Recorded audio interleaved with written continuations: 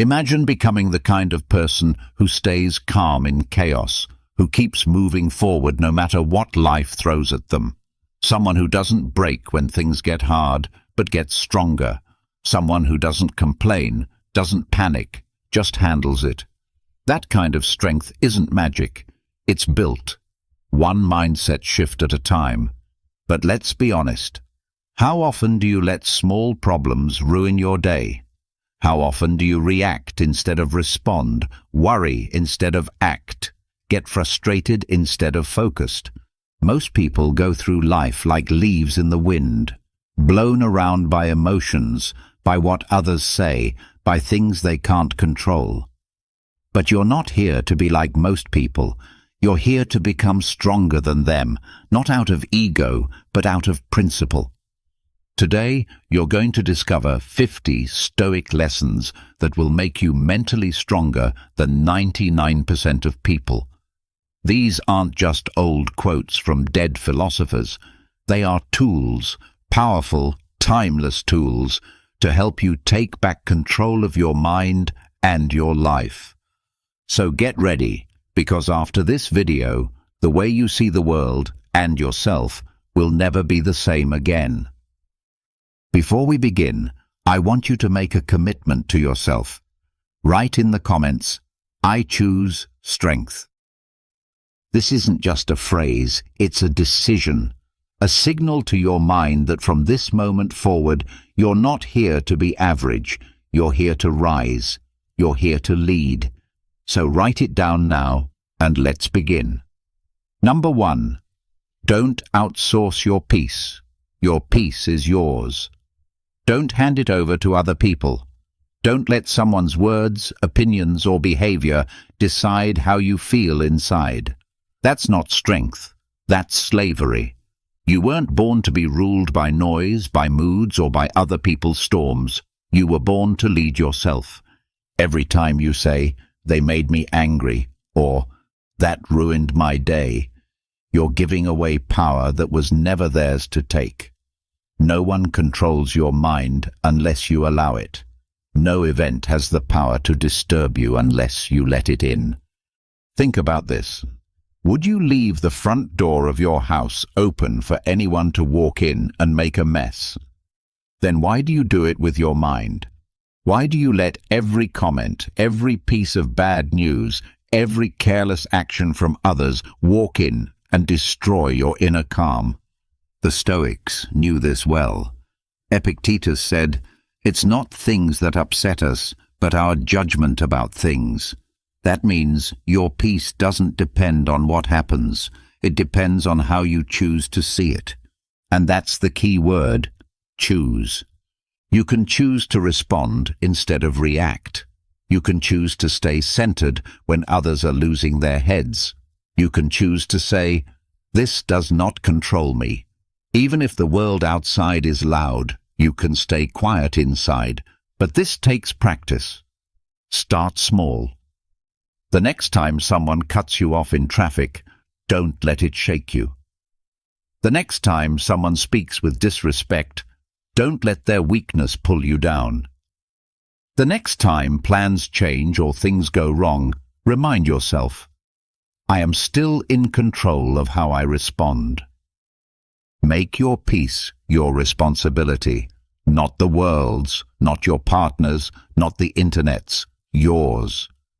Because the truth is, the moment you stop outsourcing your peace, you start building unshakable strength. Absolutely. Here's a refined and expanded 500-word version of number 2. Refuse to be ruled by impressions, written in the same style and tone throughout, with simple, direct language.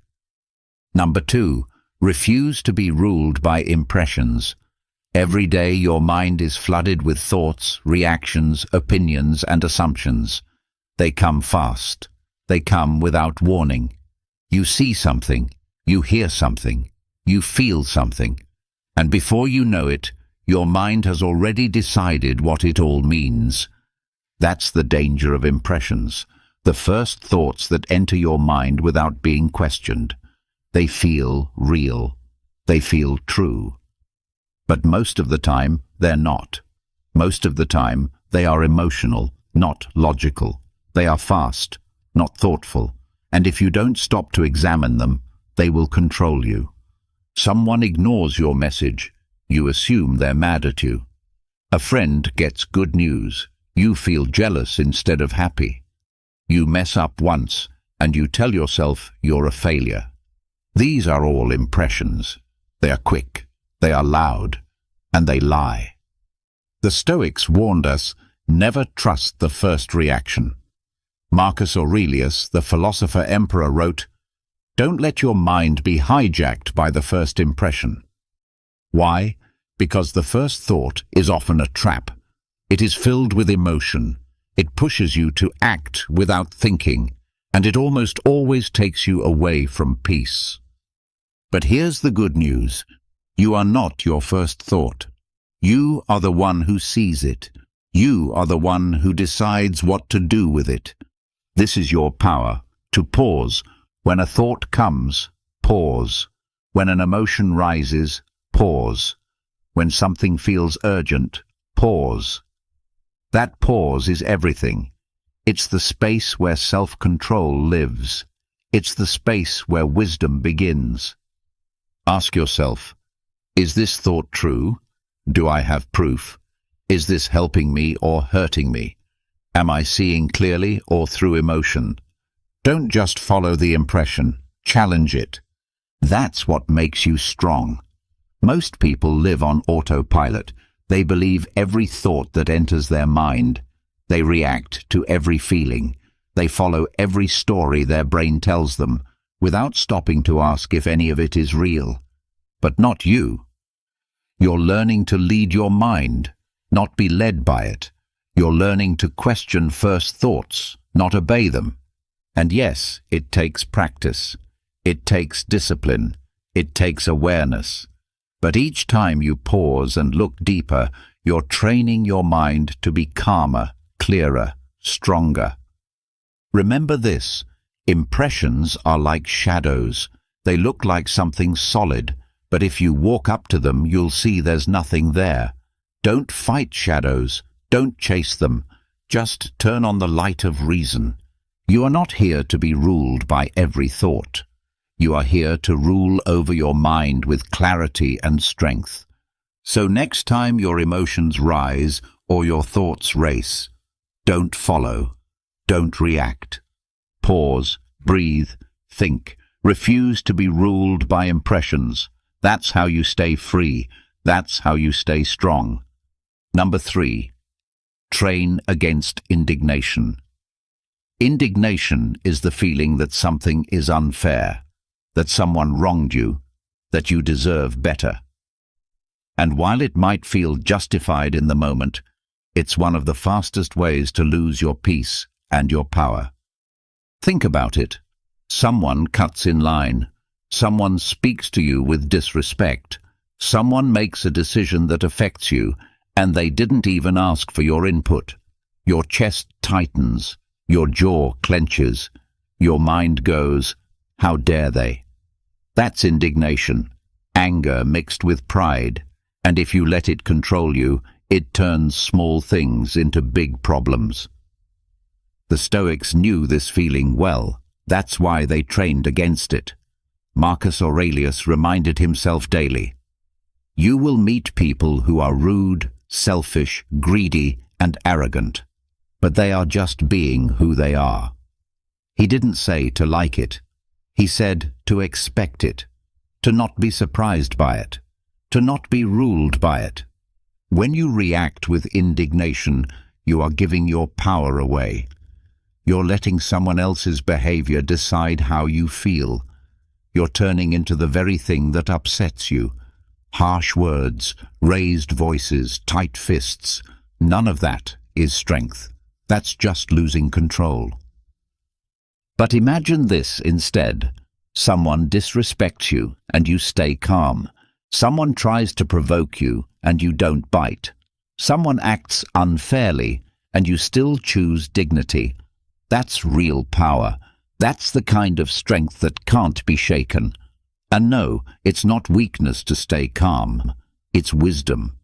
Anyone can explode, anyone can shout and complain, but to hold your ground with composure?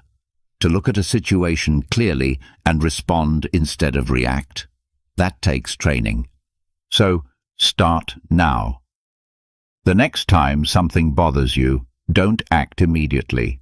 Pause. Ask yourself, is this worth my peace? Will anger make this better or worse? Am I reacting out of ego or out of principle? Most of the time you'll see, it's not worth it.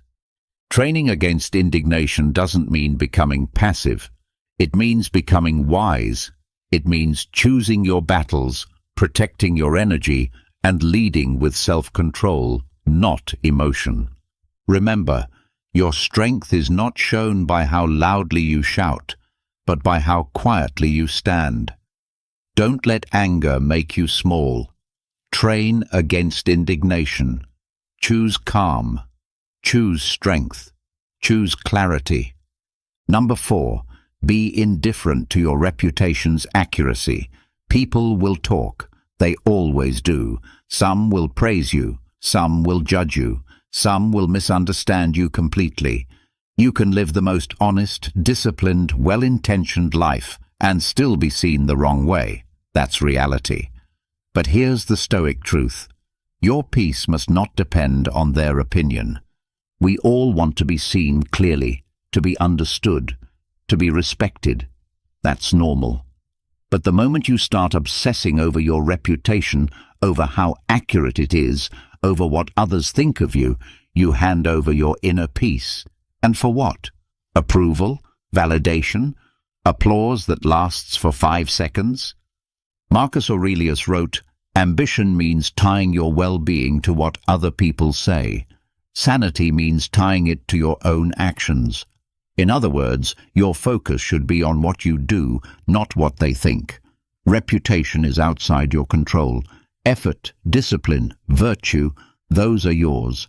Let's be clear. It's not about ignoring feedback or being arrogant. It's about not being enslaved by other people's opinions, even when those opinions are unfair, even when they're wrong. Ask yourself, if someone lies about you, are you less honest? If someone doubts you, are you less capable? If someone doesn't see your value, did your value vanish? No. Truth does not depend on who sees it. It stands on its own. That's why the Stoics trained themselves to be indifferent to reputation, not because it doesn't hurt, but because they understood that reputation is external. And a Stoic guards their peace by focusing only on what is internal, their values, their decisions, their principles. So don't waste energy trying to control every story people tell about you. Let them say what they want. Let them assume what they will. As long as you know who you are, what you stand for, and how you act, you are free. Remember, lions don't lose sleep over the opinions of sheep. You were not born to chase approval. You were born to live with honor. Be indifferent to your reputation's accuracy. Live well. Walk straight. Let your actions speak. Number 5. Practice pre-shaming. Most people only feel shame after they've done something wrong, after the damage is done, after they've said the thing they shouldn't have said, acted out of anger, broken a promise, or betrayed their own values. Then the guilt comes, then the regret. But what if you could feel that shame before the mistake? What if you could imagine the disappointment, the consequences, the cost, before you act? That's what the Stoics trained for. It's called pre-shaming, and it's one of the most powerful tools for self-control. Before you speak, pause and ask, will I be proud of this tomorrow? Before you act, ask, if someone I respect saw me right now, would I still go through with this? Before you give in to weakness, ask, how will I feel about this decision once the moment has passed? This isn't about being hard on yourself. It's about staying true to yourself. It's about protecting your character before it gets damaged, not after. The truth is, every choice you make is a reflection of who you are. And the moments that test you, the moments when you're tired, emotional, tempted, those are the ones that shape your future. Those are the ones where pre-shaming becomes your shield. Seneca said, "Shame may restrain what law does not prohibit." Meaning, your conscience, your sense of right and wrong, can be more powerful than any rule, but only if you train it, only if you think ahead. So start imagining the consequences. Picture the feeling of regret. Picture the version of you who looks back and says, "I shouldn't have done that." Now use that image before you act, not after. This is how strong people live. They don't wait for pain to teach them. They think ahead. They hold themselves accountable. They act with discipline, not impulse. Next time you're tempted, next time the easy path looks attractive, pause and feel that future shame now. Let it guide you. Let it remind you you're better than a moment of weakness.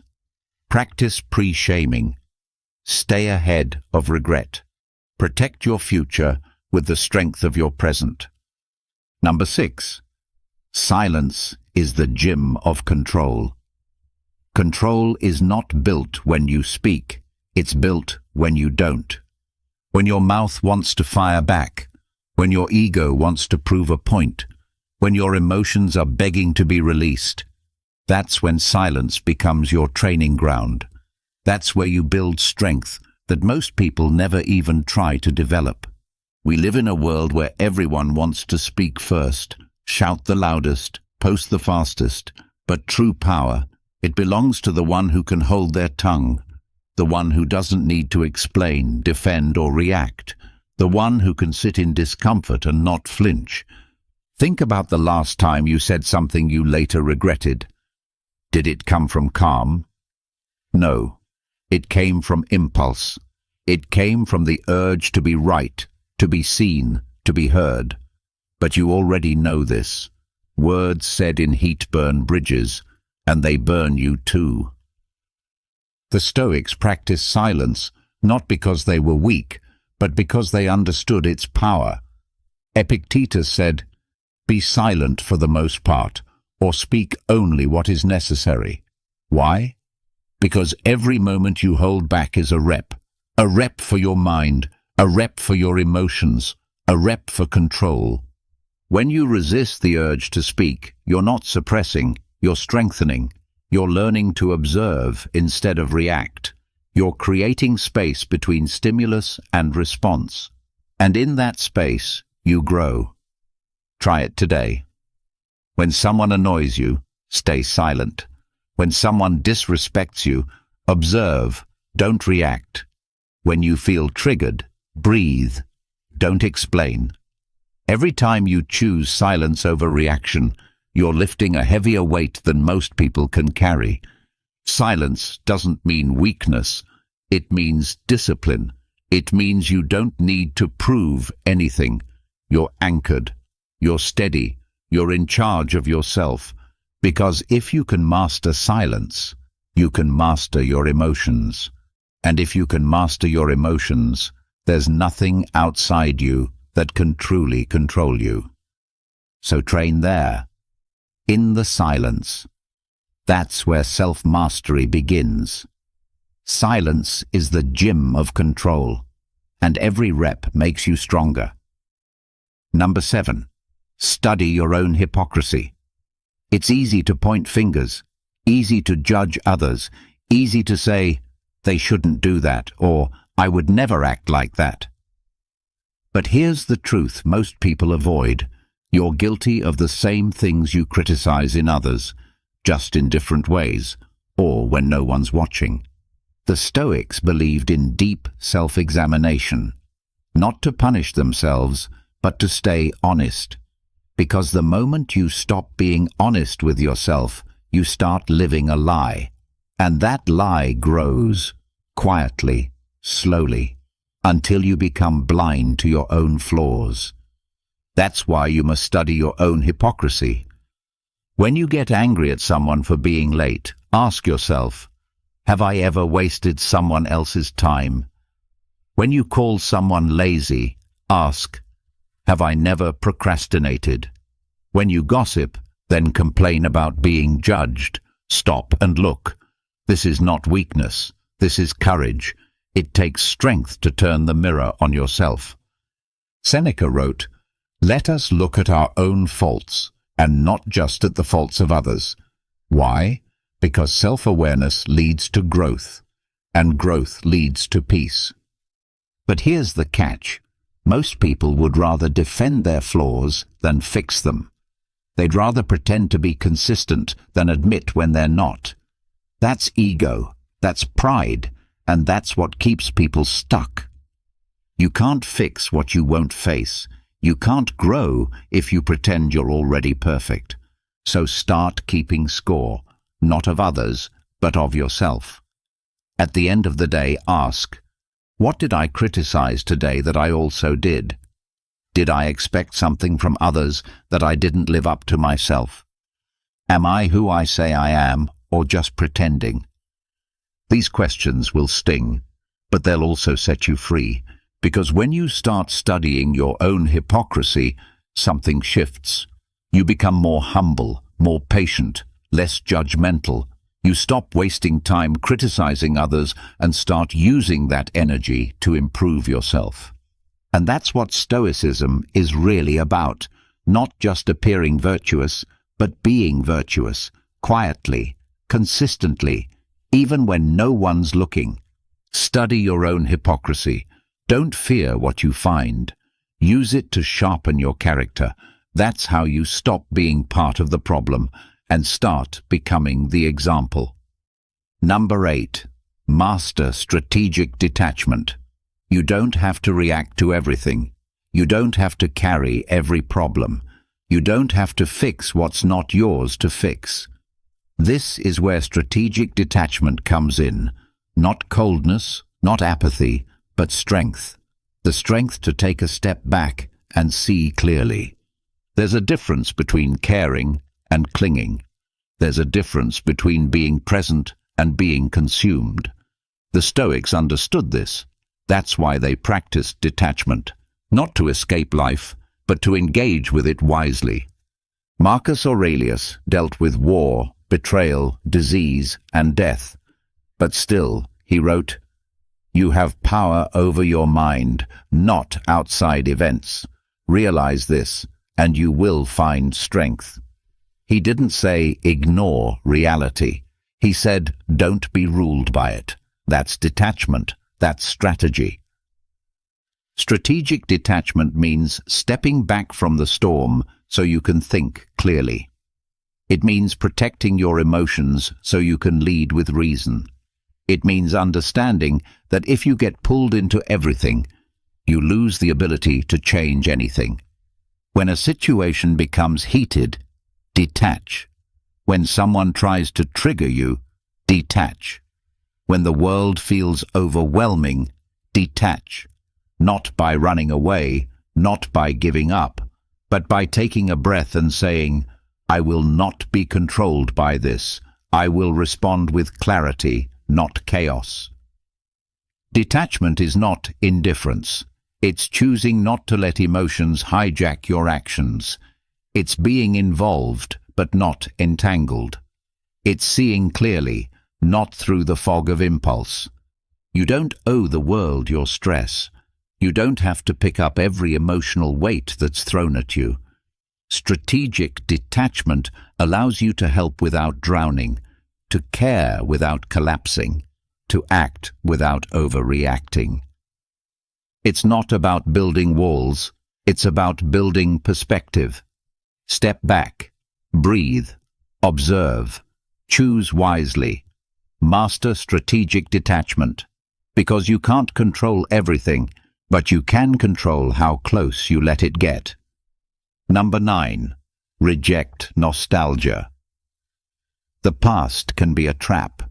a soft golden prison made of memories, what-ifs and stories that are no longer true. You think about how things used to be, and it comforts you, or it hurts you. Either way, it pulls you out of the present. And the present is the only place you can actually live, act, and change. Nostalgia feels innocent, but it's dangerous. It whispers that the best days are behind you, that the past was pure, simple, better. But here's the truth. The past was never perfect. You just survived it. You adapted. You grew through it. And now you're here. The Stoics warned against clinging to time that's already gone. Marcus Aurelius reminded himself, the present is all we ever lose. Not because the past is bad, but because focusing on it keeps you from acting now. And the Stoic path is all about now, what you can do, what you can control, who you can become. Think about this. When you're stuck in nostalgia, you're not grateful for the present. You're disappointed by it. You're not moving forward. You're stuck in a story. And worst of all, you miss the opportunities right in front of you because your eyes are fixed on a world that no longer exists. Reject nostalgia, not because the past wasn't valuable, but because it's already served its purpose. It taught you, it shaped you, but it cannot guide you. Only reason and action can do that now.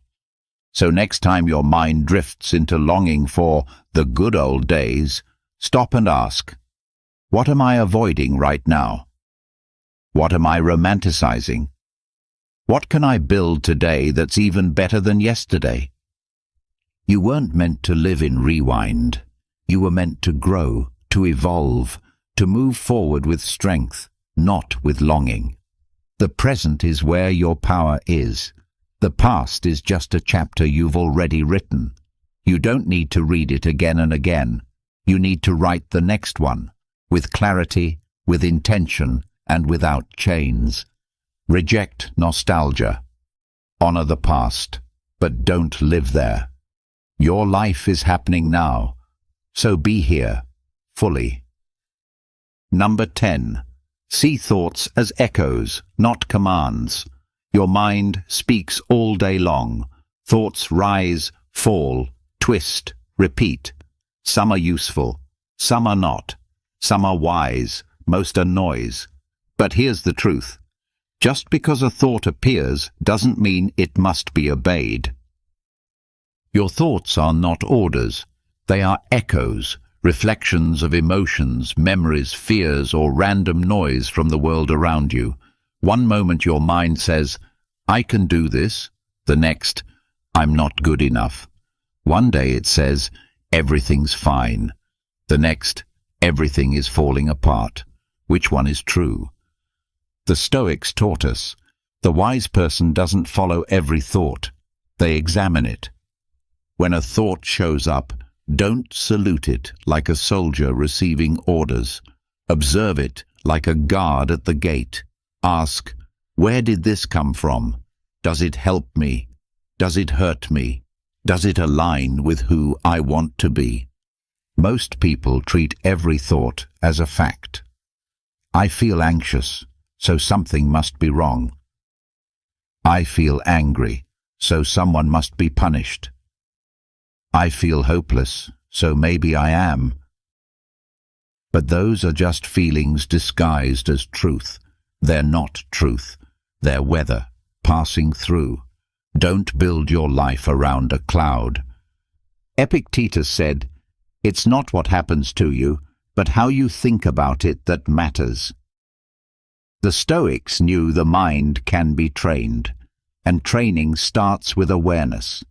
Noticing the thought, questioning it, then choosing to follow it, or let it go.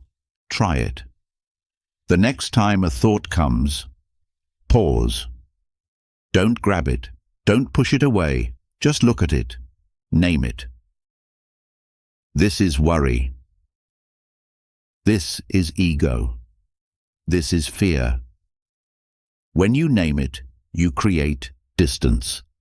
When you create distance, you create power. Your mind will keep talking. That's what it does. But you get to choose what you believe. You get to choose what you act on. So don't treat thoughts like commands. Treat them like echoes. Some you'll keep, most you'll let fade. That's how you stay free. That's how you stay strong. Number 11. Shrink your footprint of need. Need less. That's the message.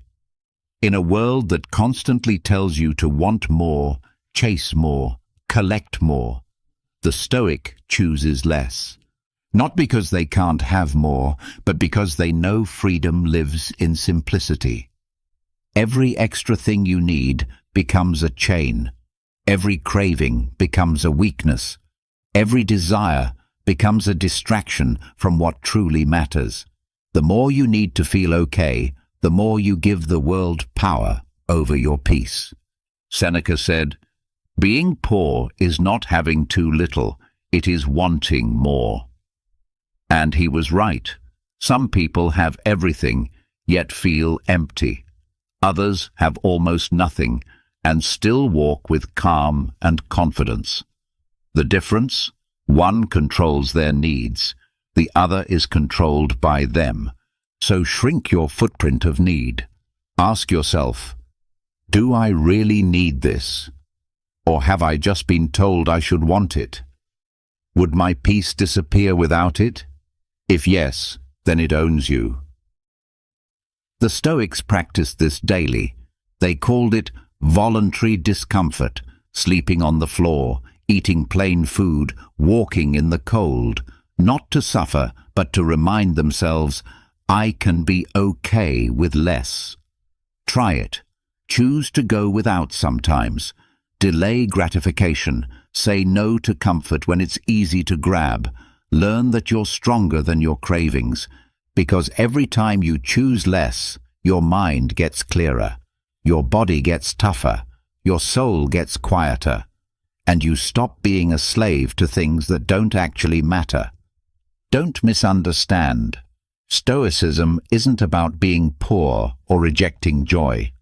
It's about not needing excess to feel whole. It's about being complete within yourself. Most people build their lives around stuff, status, luxury, attention. But what happens when those things are gone? Who are you without them? That's what the Stoic trains for, to be content with little, to walk freely in a world full of noise and need. Shrink your footprint of need. The less you depend on, the more unshakable you become. And that's real power. Number 12. Delay praise as a discipline. You did something well. You finished the task. You stayed calm under pressure. You showed up with discipline. Naturally, a part of you wants to be seen, to be told, "Good job," to hear applause. That's normal. But here's the danger. If you start needing praise to stay motivated, you're no longer in control. Your motivation belongs to other people. The Stoics didn't chase applause.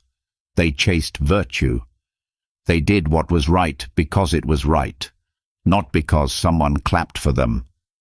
Epictetus said, "If you want to improve, be content to be thought foolish and stupid." That's not about self-hate. It's about being strong enough to keep going even when no one notices. Praise feels good, but it's addictive.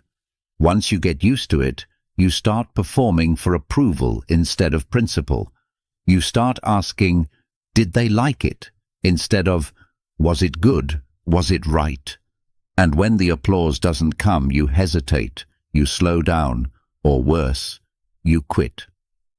But strength is built in silence, in the hours when no one is watching, in the work done without credit, in the discipline that doesn't post itself online. So practice this. Do something good today and don't tell anyone. Help someone and keep it private. Make progress without posting proof. Then sit with it. Feel the urge to be praised and don't feed it.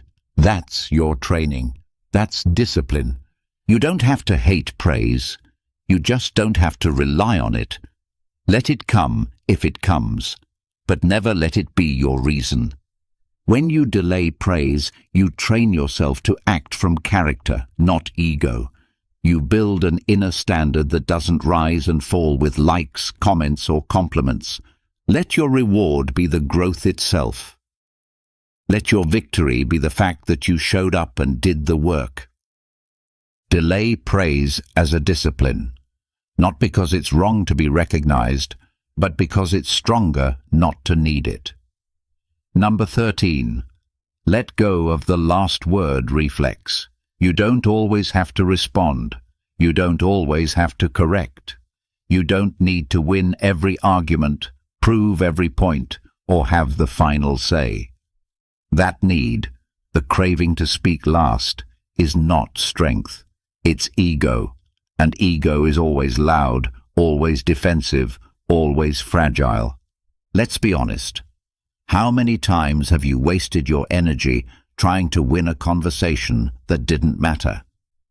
How many times have you typed that message, sent that reply, made that sarcastic remark, just to feel like you won?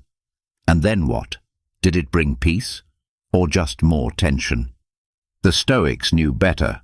Epictetus said, "It is better to remain silent and be thought a fool than to speak and remove all doubt." Not because silence makes you weak, but because silence means you've chosen self-control over ego. The reflex to have the last word is driven by pride. It says, "I need to be right. I need to be heard. I need to make sure they know." But Stoicism teaches the opposite. Let your actions speak. Let your peace speak. Let your restraint speak. You don't need to clap back. You don't need to explain yourself to everyone.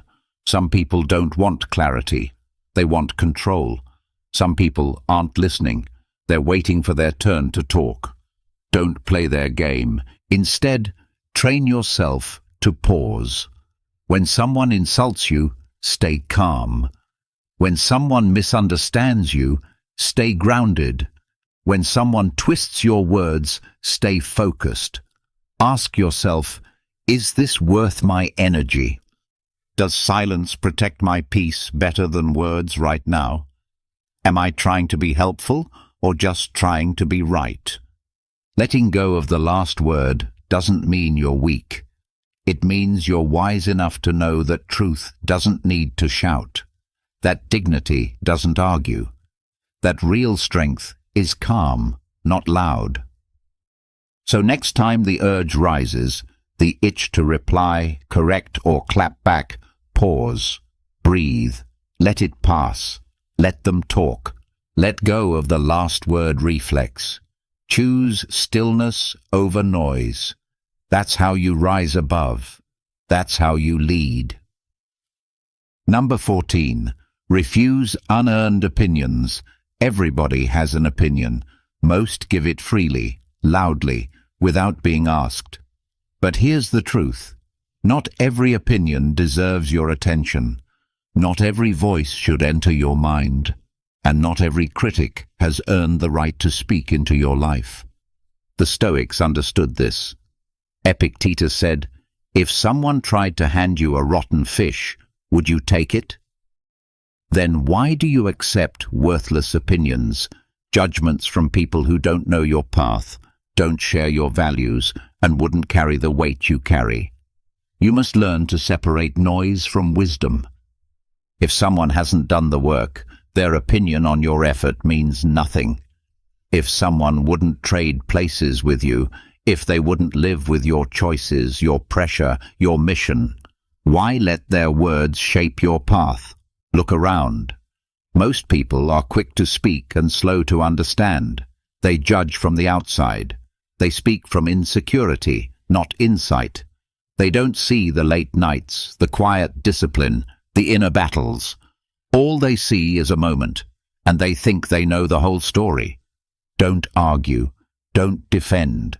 Just remember, they didn't earn the right to shape you.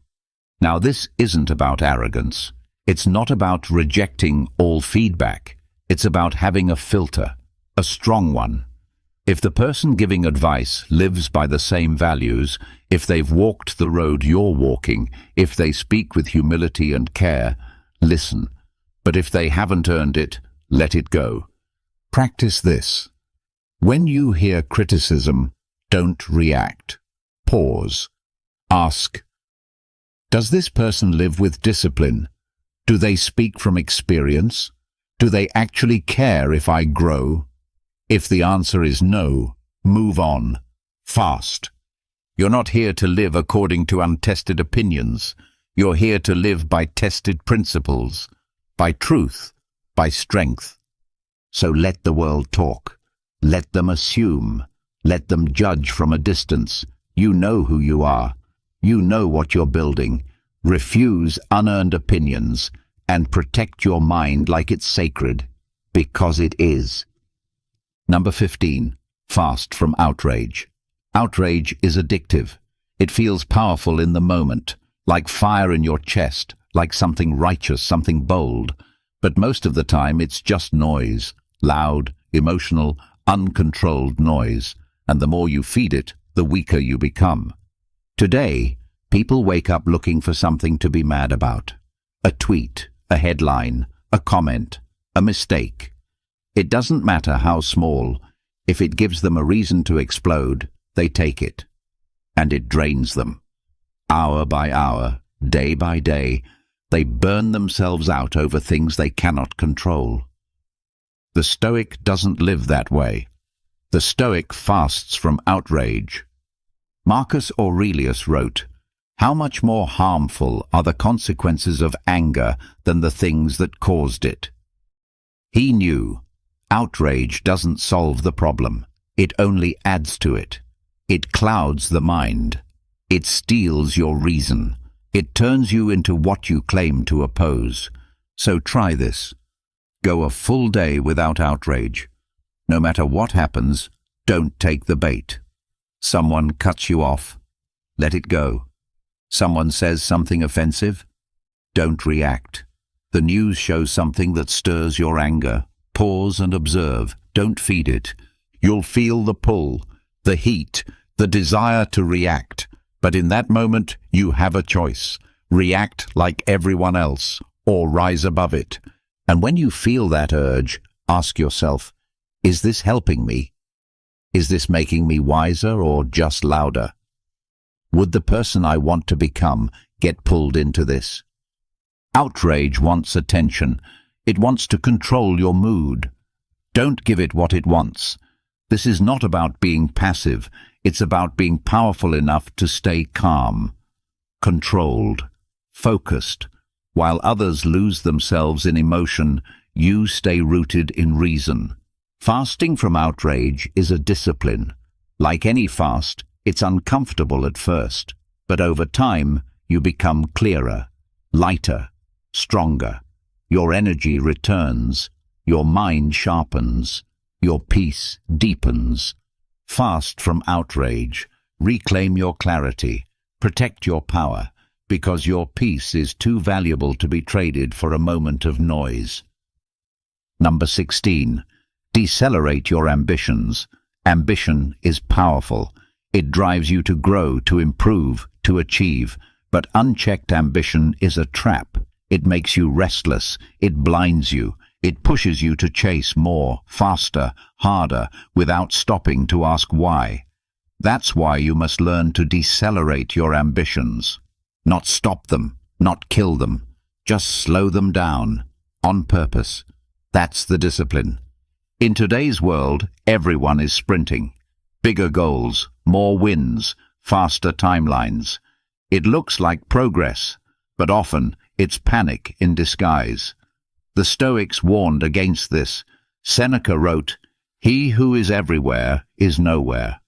When you rush through life chasing a dozen goals, you lose depth, you lose presence, you lose peace. Ask yourself, what's the point of reaching the finish line if you're burned out, bitter and blind to the life you raced past? Decelerating your ambitions doesn't mean losing hunger. It means regaining control. It means choosing depth over speed, quality over noise, direction over motion. You don't have to say yes to every opportunity. You don't have to constantly prove yourself. You don't have to beat the clock. Growth that is rushed is often growth that cracks. You build stronger when you build slowly, intentionally, with awareness. Take a breath. Look around. Ask yourself, is this goal mine or just something I picked up from comparison? Am I moving toward meaning or just moving to keep up? Is faster actually better or just louder? The Stoic life is not a race. It's a walk with purpose. You move forward, but you stay grounded. You climb, but not in panic. You grow, but with peace in your chest. And here's the paradox. When you slow down your ambitions, you make them stronger. You see them clearly. You pursue them with wisdom, not desperation. You stay in control. So don't let the world rush you. Don't let ambition turn you into a machine. Decelerate. Breathe. Choose direction, not just acceleration. Because steady effort over time will always outlast frantic chasing. Decelerate your ambitions. That's not weakness, it's mastery. Number 17. Reject prestige addiction. Prestige feels good. It feeds your ego. It gets you applause, praise, admiration. But like any drug, the more you get, the more you want. And soon you're not doing things because they're right. You're doing them to be seen. That's the danger. Prestige addiction makes you forget your values. It makes you choose appearance over substance. You start chasing titles, recognition, popularity. You start asking, will they notice? Instead of, is this meaningful? The Stoics warned against this. Marcus Aurelius, an emperor, reminded himself daily not to let praise corrupt him. Do not waste what remains of your life in speculating about others. It hinders your purpose. He knew that fame fades, status fades, but character, that stays. Prestige addiction is subtle. You might think you're being ambitious, driven, focused. But if your happiness depends on being admired, you've already lost control. Because the moment people stop clapping, you stop moving. The moment you're not noticed, you feel like you've failed. But you don't exist to be liked. You exist to do what's right. So how do you break free? Start by doing things that no one sees. Acts of discipline, service, patience, done in silence. Build in the dark. Train when no one is watching. Make decisions based on values, not attention. And remind yourself, the work matters more than the credit. Ask yourself, would I still do this if no one ever knew? Would I still act this way if there was no reward? Am I building a life or just an image? That's the test, and that's the path to strength. Remember, prestige is given, but integrity is chosen. One fades, the other lasts. Reject prestige addiction. Do good quietly. Be excellent when no one's watching. Because your worth isn't measured by how many people admire you. It's measured by how few people you need to. Number 18. Practice vanishing without anxiety. You don't always have to show up. You don't always have to explain. You don't always have to be visible, active, present in every space, every conversation, every scroll, every update. There is quiet strength in disappearing, without guilt, without fear, without anxiety. But let's be honest, most people panic when they feel unseen. They fear being forgotten. They worry that stepping back means falling behind. So they stay plugged in, constantly present, always performing, always proving. The Stoics lived differently. They didn't chase attention. They didn't fear silence. Marcus Aurelius ruled an empire, yet he reminded himself, retreat into yourself.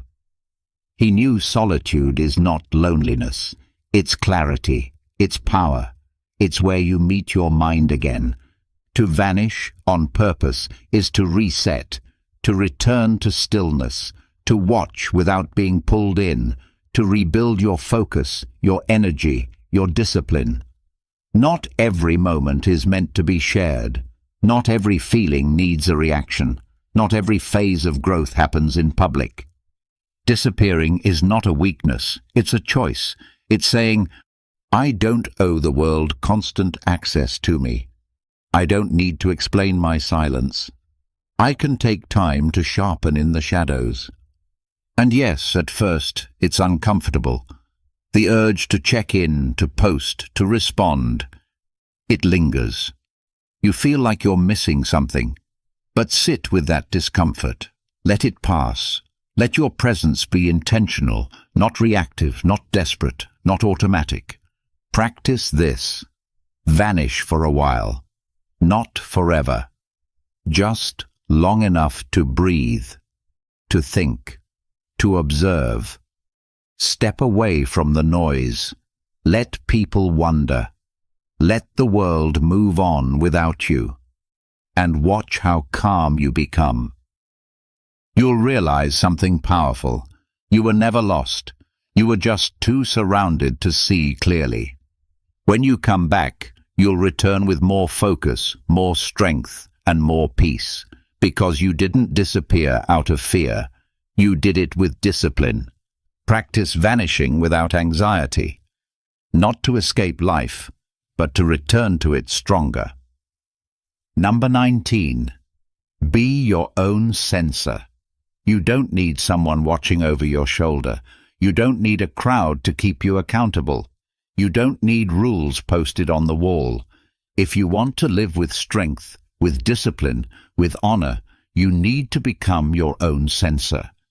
That means you monitor your own thoughts, your own speech, your own actions, not out of fear, but out of principle. Not because someone is judging you, but because you hold yourself to a higher standard. Most people only behave when they're being watched. They act respectful when someone important is in the room. They work hard when the boss walks by. They stay polite when they know it'll be seen. But the Stoic doesn't need an audience. The Stoic leads themselves, especially when no one is watching. Epictetus said, "Know first who you are, and then adorn yourself accordingly." In other words, once you know the kind of person you want to be, start acting like it, without needing reminders, applause, or pressure.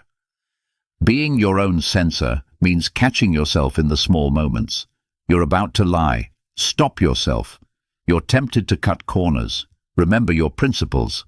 You feel like speaking out of anger. Pause and choose better. Not because you'll be punished if you don't, but because you respect yourself enough not to slip. Ask yourself, would I still do this if it were recorded? Would I be proud of this decision if I saw it from the outside? Am I living by my values or just avoiding guilt? This is not about being rigid or self-critical. It's about living with clarity and self-respect. It's about having an internal compass that doesn't waver, no matter what the world is doing around you. The strongest people are not those with the most rules. They're the ones who don't need them. So from now on, don't wait to be corrected. Correct yourself. Don't wait to be told. No. Don't wait to be caught. Rise above the need. Be your own censor. Lead yourself. That's what it means to be truly free. Number 20. Say no without armor. You don't need to explain. You don't need to justify. You don't need to soften your boundaries with fake excuses or nervous smiles. You are allowed to say no, clearly, calmly, and without guilt. But most people don't. They armor up. They over-explain.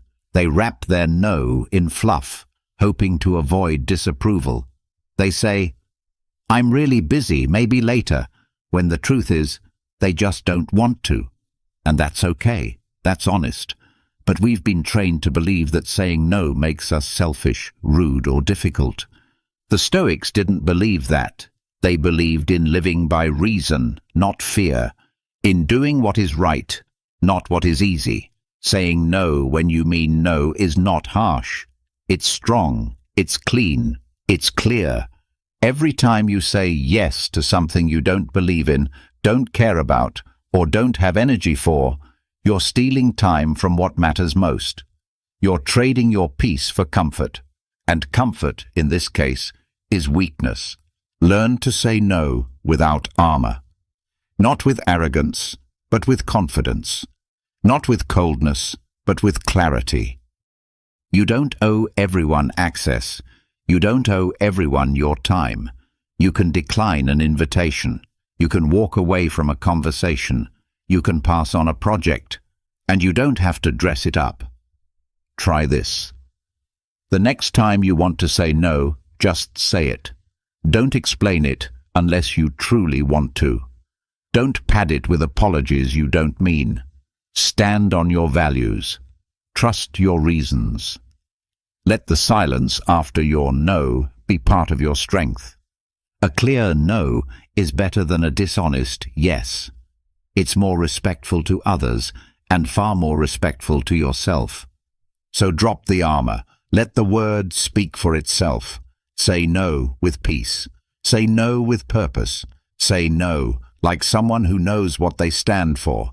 Say no without armor. That's not rejection, it's self-respect. Number 21. Expect betrayal without bitterness. At some point, someone you trust will let you down. A friend, a partner, a colleague, maybe even family. It won't be fair. It won't make sense. And yes, it will hurt. But if you're walking the Stoic path, you must learn this. Betrayal is part of life, and bitterness is a choice. Most people carry betrayal like a wound that never heals. They replay the moment. They build walls. They grow cold. But in doing so, they give the person who betrayed them more power than they ever deserved. The Stoic doesn't live that way. The Stoic accepts reality. People are flawed, even the ones you love, even the ones with good intentions. Marcus Aurelius reminded himself, when you wake up in the morning, tell yourself, you will meet people who are selfish, ungrateful, dishonest, jealous. Not to become cynical, but to prepare, so that when betrayal happens, you're not surprised and you're not shaken. Expect betrayal, not because you want it, but because you're wise enough to know it happens. It's not personal. It's human nature, weakness, fear, greed. These things live in everyone, including you. But here's the key. Don't let betrayal turn you bitter. Don't become what hurt you. Don't close off your heart to protect your pride. Forgiveness isn't weakness. It's wisdom. It's strength. It's saying, you don't control my peace. I release this and I move forward. Bitterness is a slow poison. You think it protects you, but it only damages you. It keeps you locked in a story that's already over. The Stoic doesn't cling to stories. They cling to reality. And the reality is this. Betrayal happens. People fail. You learn. You adapt. You keep your peace. So next time someone breaks your trust, feel the pain, but don't stay there. Reflect, but don't ruminate. Expect it, but don't fear it. Ask yourself, what can I learn from this? How can I protect my peace going forward? Who do I want to be, even when others fail me? Expect betrayal without bitterness. Let it sharpen your judgment, not harden your heart. That's how you stay open, without being naive. That's how you stay strong, without growing cold. Number 22. Rehearse others' errors. People will disappoint you. They will lie. They will be careless. They will forget, ignore, betray, overreact, and underdeliver. That's life. That's humanity. And if you expect perfection, you will break. But if you rehearse their errors, prepare for them ahead of time, you stay strong, calm, and unshaken. The Stoics had a name for this: premeditatio malorum, the premeditation of evils. Marcus Aurelius began each day by imagining the rudeness, the selfishness, the ignorance he would face. Not to become bitter, but to build mental armor. To walk into the world ready, not reactive. You don't rehearse others' errors to judge them. You do it to stop being surprised. You know someone will speak out of turn. Someone will cut you off. Someone will take credit for your work. Someone won't text back. Someone will act from ego instead of understanding. So why be shocked when it happens? Rehearsing it doesn't mean you expect the worst from everyone. It means you are choosing wisdom over fantasy. It means you're preparing your mind the same way a soldier trains for battle, before the battle begins. Here's how to practice it. Each morning, take 1 quiet minute. Say to yourself, today I will face rudeness. I will face carelessness. I may be let down. Then say, and when it happens, I will remain calm. I will not take it personally. I will respond with reason. That one mental rehearsal can change your entire day, because now when someone slips, you won't take it as a personal attack. You'll take it as expected. When someone falls short, you won't explode. You'll exhale. You've already seen it in your mind. This isn't about becoming numb. It's about becoming steady. The truth is, people will make mistakes, but their mistakes don't have to become your emotional burden. Rehearse others' errors, not to build walls, but to build strength, not to expect failure, but to remain unshaken when it comes. That's Stoicism. That's power. That's peace. Number 23. Detach from being understood. You won't always be understood. You can speak clearly, act with good intentions, explain yourself calmly, and still, people will twist your words, misread your actions, and assign motives that don't belong to you. That's life. And if you're not careful, the need to be understood will become a prison. Here's the truth. You don't control how others see you. You only control what you do, how you think, and the values you live by. If your peace depends on being seen correctly, you've handed your happiness to the world, and the world is careless with it. The Stoics knew this. Epictetus said, "If you want to improve, be content to be thought foolish and stupid." Why? Because growth often looks strange to others. Discipline looks cold. Silence looks passive. Strength looks harsh.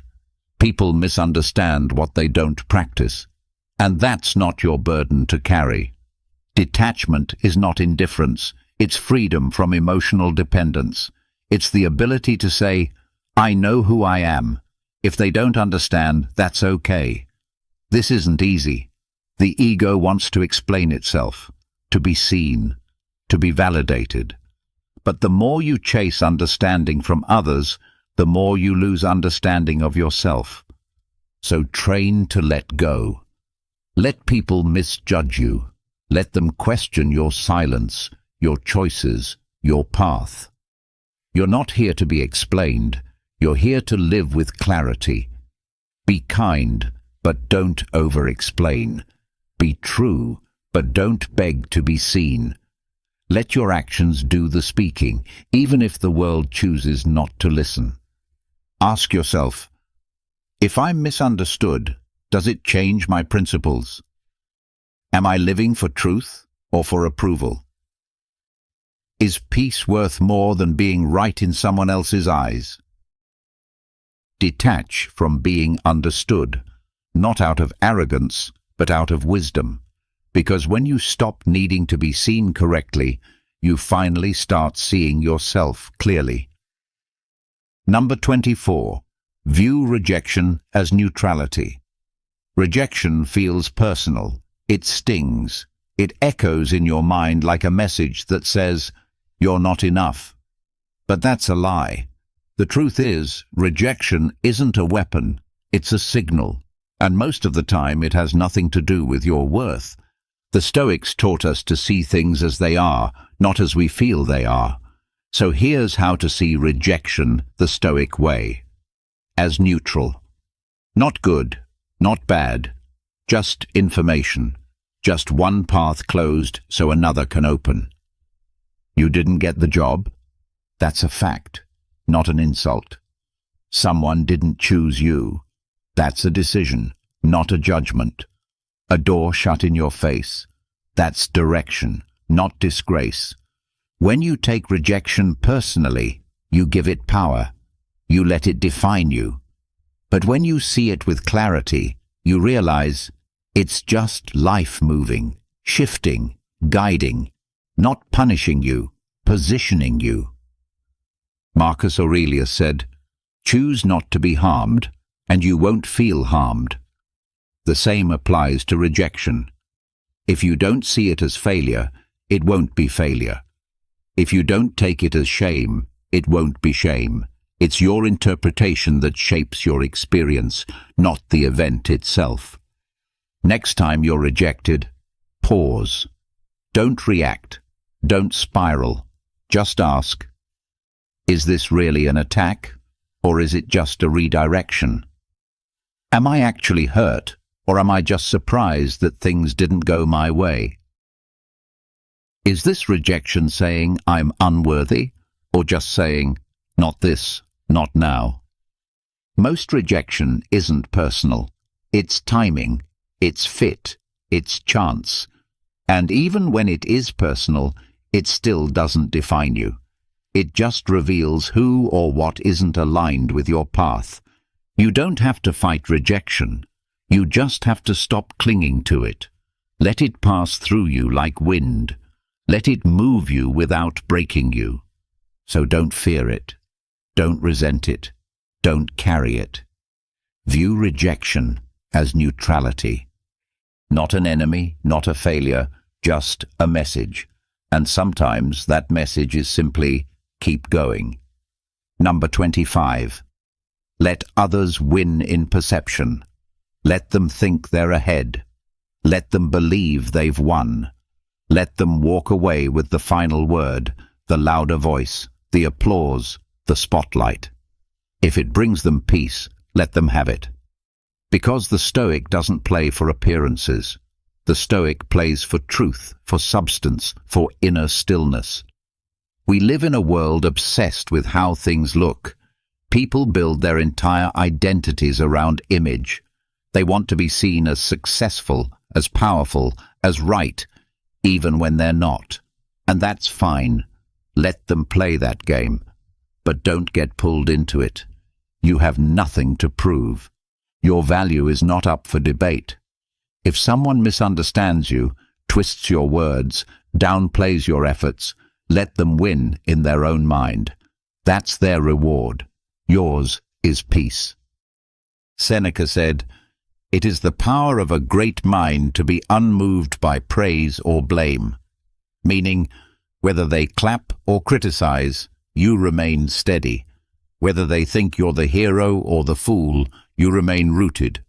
That's strength, not the need to be right, but the strength to walk away when being right no longer matters. Ask yourself, do I need to be seen winning, or do I need to live well? Am I trying to look strong or be strong? Is my pride louder than my principles? The ego screams, "They can't think that about me." But wisdom whispers, "Let them. You know who you are." This doesn't mean you let people walk over you. It means you choose your battles. You stop fighting for appearances.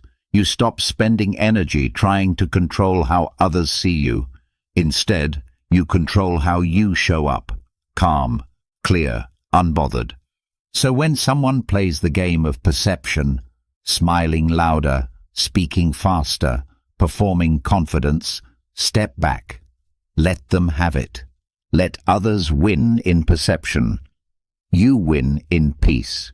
You win in truth. And that's a prize few people ever earn. Number 26. Train in invisible service. Do good and don't announce it. Help others and tell no one. Serve quietly without expecting thanks, praise, or recognition, because the highest kind of strength is the kind that doesn't seek attention. It just acts, silently, consistently, out of principle. We're taught to showcase everything, every kind gesture, every charitable act, every moment of discipline. But the Stoic sees through this. The Stoic knows.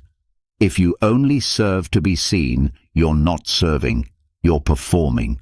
True service doesn't care who's watching. It isn't loud. It doesn't post about itself. It simply asks, what's the right thing to do? And then it does it. Marcus Aurelius was the most powerful man in Rome, yet he reminded himself, when you have done a good deed, do not seek applause. The deed is enough. Why? Because the goal of action is impact, not credit. The work matters more than the recognition. The world doesn't need more performers.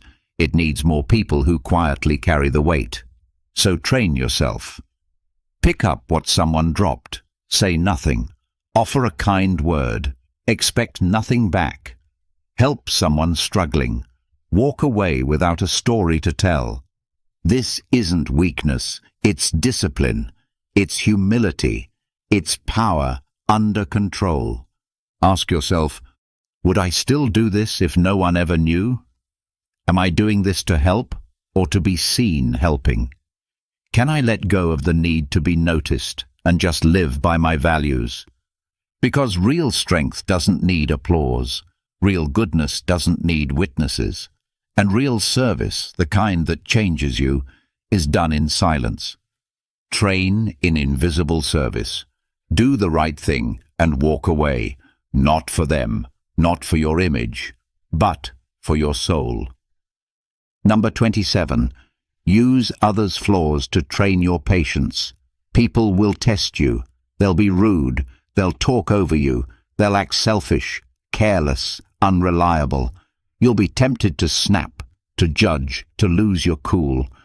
But what if, just what if, you saw those moments as training?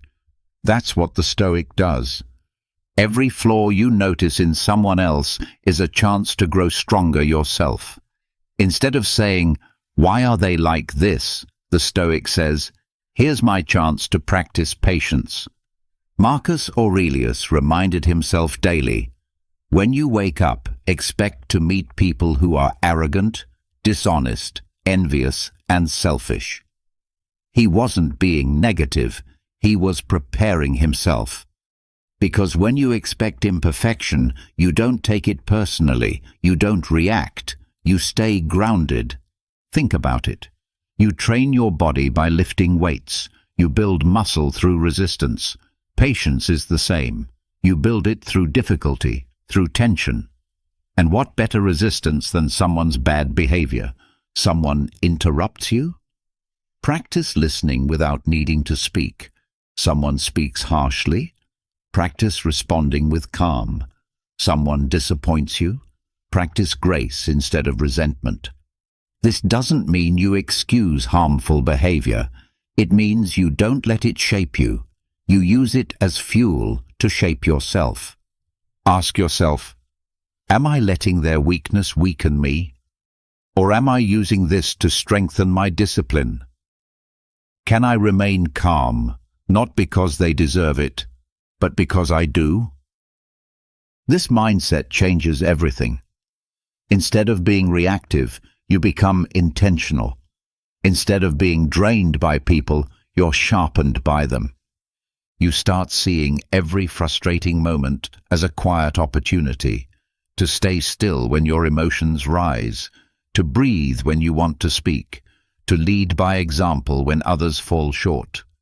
That's how the Stoic becomes unshakable, not by avoiding difficult people, but by training through them. Use others' flaws to train your patience, not for them, for you, because every test is a chance to build the strength no one can take from you. Number 28. Observe without reacting. Not everything needs your opinion. Not everything needs your reaction. In fact, the more you observe without reacting, the stronger you become. Because in that space, between what happens and what you do, you gain control, and that's where power lives. Someone says something offensive? You don't have to reply. A problem shows up suddenly? You don't have to panic. A feeling rises inside you? You don't have to act on it. The Stoic is not cold, but they are composed. They know how to pause, to watch, to listen. Marcus Aurelius wrote, "You have power over your mind, not outside events. Realize this, and you will find strength." That begins with observation, with stillness, with not letting every emotion push you into action. Most people react instantly. They speak before thinking. They type before breathing. They explode at the first sign of discomfort, and then they regret it. They apologize. They clean up the mess.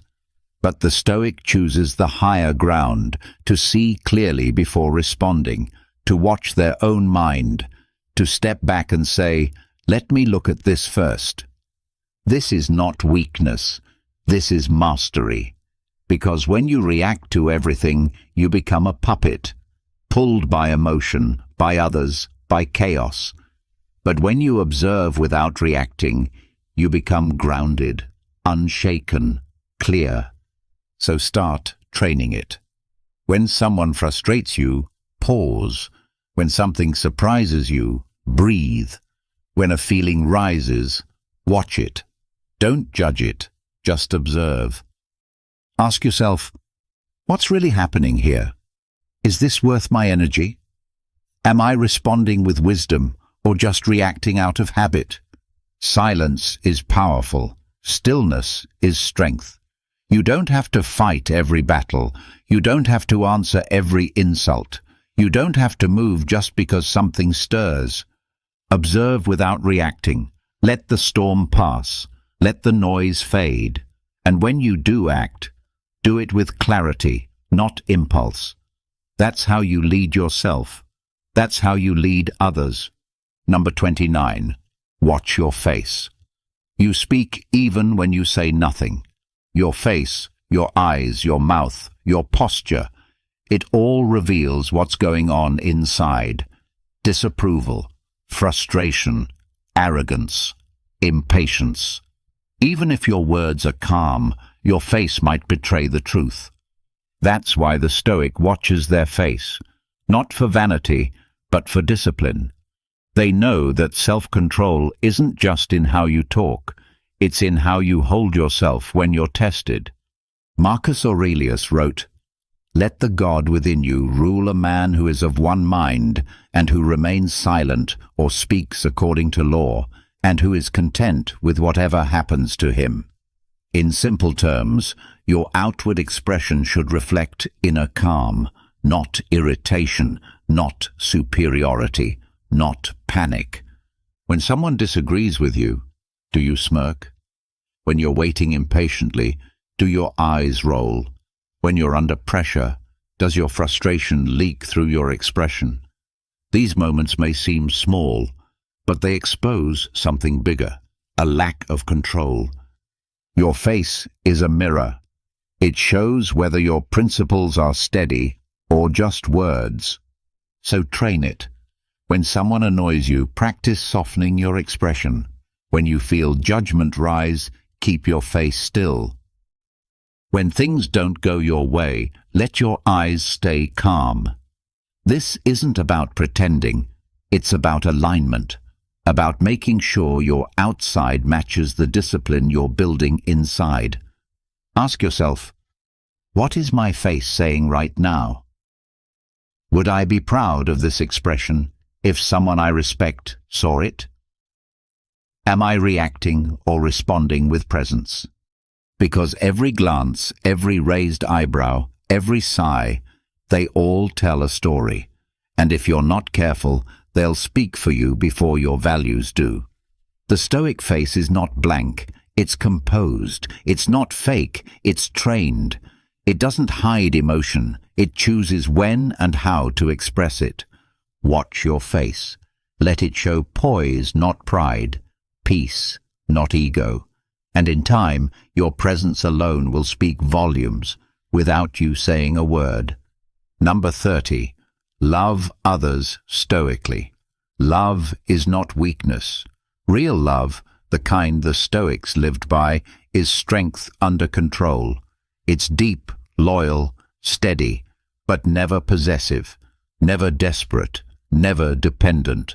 To love stoically is to care without clinging, to give without needing, and to stay grounded even when others change, leave, or disappoint. Most people love with expectation. They attach their happiness to how others behave. If the person loves them back, they're joyful. If not, they're broken. But this isn't love. It's attachment. It's a deal, and deals break. The Stoic doesn't love like that. The Stoic loves fully, with presence, with kindness, with truth, but also with understanding. People are temporary, flawed, and free. You cannot own them. You cannot control them, and trying to will only bring pain. Epictetus said, "When you kiss your child, say to yourself, 'Tomorrow they may die.' Not to be cold, but to love with full awareness of loss, to not take a single moment for granted, to hold people gently, not tightly." Loving stoically means this: you're there for others, but not destroyed when they leave. You're kind, but not controlled by their approval. You forgive, but don't become blind. You help, but you don't demand anything back. You understand that love is a gift, not a trade. That love is strongest when it's rooted in character, not emotion. And that real love always leaves space. Space for freedom, space for imperfection, space for change. Ask yourself, do I love them or just need them to make me feel whole? Am I giving them freedom or trying to control them with love? Would I still love this way if I expected nothing in return? Because the goal is not to stop loving. The goal is to love better, with clarity, with strength, with peace. Love others stoically. Hold them close, but never tightly. Care deeply, but never desperately. Let your love be calm, not chaotic. That is how the Stoic loves, with open hands, open heart, and an anchored soul. Number 31. Die before you die. One day, your time will run out. Your heart will beat for the last time. The world will go on, and you won't be in it. That truth scares most people, so they ignore it, they avoid it, they pretend they have more time. But the Stoic faces it, clearly, calmly, daily. To die before you die means to remember your death now, while you're still alive. Not in a dark or depressing way, but in a way that makes you sharper, wiser, more present. Seneca said, "He who learns to die unlearns to be a slave." Why? Because once you truly accept that everything ends, your fear ends, your attachments weaken, your pride fades. What once controlled you no longer does. You stop wasting time. You stop waiting for the right moment. You start living on purpose. Ask yourself, if I had a year left, what would I change? If I had a week left, what would I say and to whom? If today was my last, what would truly matter? Let those questions shape how you live. When you die before you die, your priorities shift. You speak more honestly. You let go of petty things. You stop chasing things that don't fulfill you. You forgive faster. You become harder to offend. Death stops being something to fear and starts being your greatest teacher. The Stoics practiced this constantly. Marcus Aurelius reminded himself that he was a soul carrying a corpse, that every day was borrowed, that each morning was a gift. So when challenges came, he didn't complain. He remembered, I'm still here. I still have time. I still have work to do. So die before you die. Strip away what doesn't matter. Detach from ego. Let death remind you how to live, not someday, but now. Because when you live with death on your shoulder, you stop living small. You stop hesitating. You start showing up fully. And when your final day truly comes, you'll meet it ready, with peace, not regret, with strength, not fear, because you've already died once. And from that, you learned how to live. Number 32. Treat every conversation as your last with them. You never know when it will be the final time, the final word, the final look, the final goodbye. And most people don't realize it until it's too late, until the silence is permanent, until the door never opens again. That's why the Stoic trains their mind daily to speak as if this could be the last time. This isn't about fear, it's about presence. It's about waking up to the truth that nothing is promised, especially not time with people you care about. So you stop taking small moments for granted.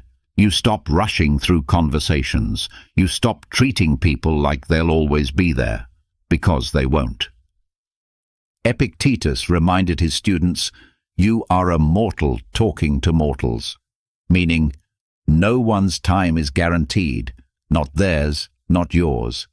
Every person you speak to is here now, but could be gone tomorrow. And if that thought humbles you, good, let it. Next time you speak to someone, slow down. Look them in the eye. Listen, not to reply, but to understand. Speak, not just to fill space, but to say something that matters.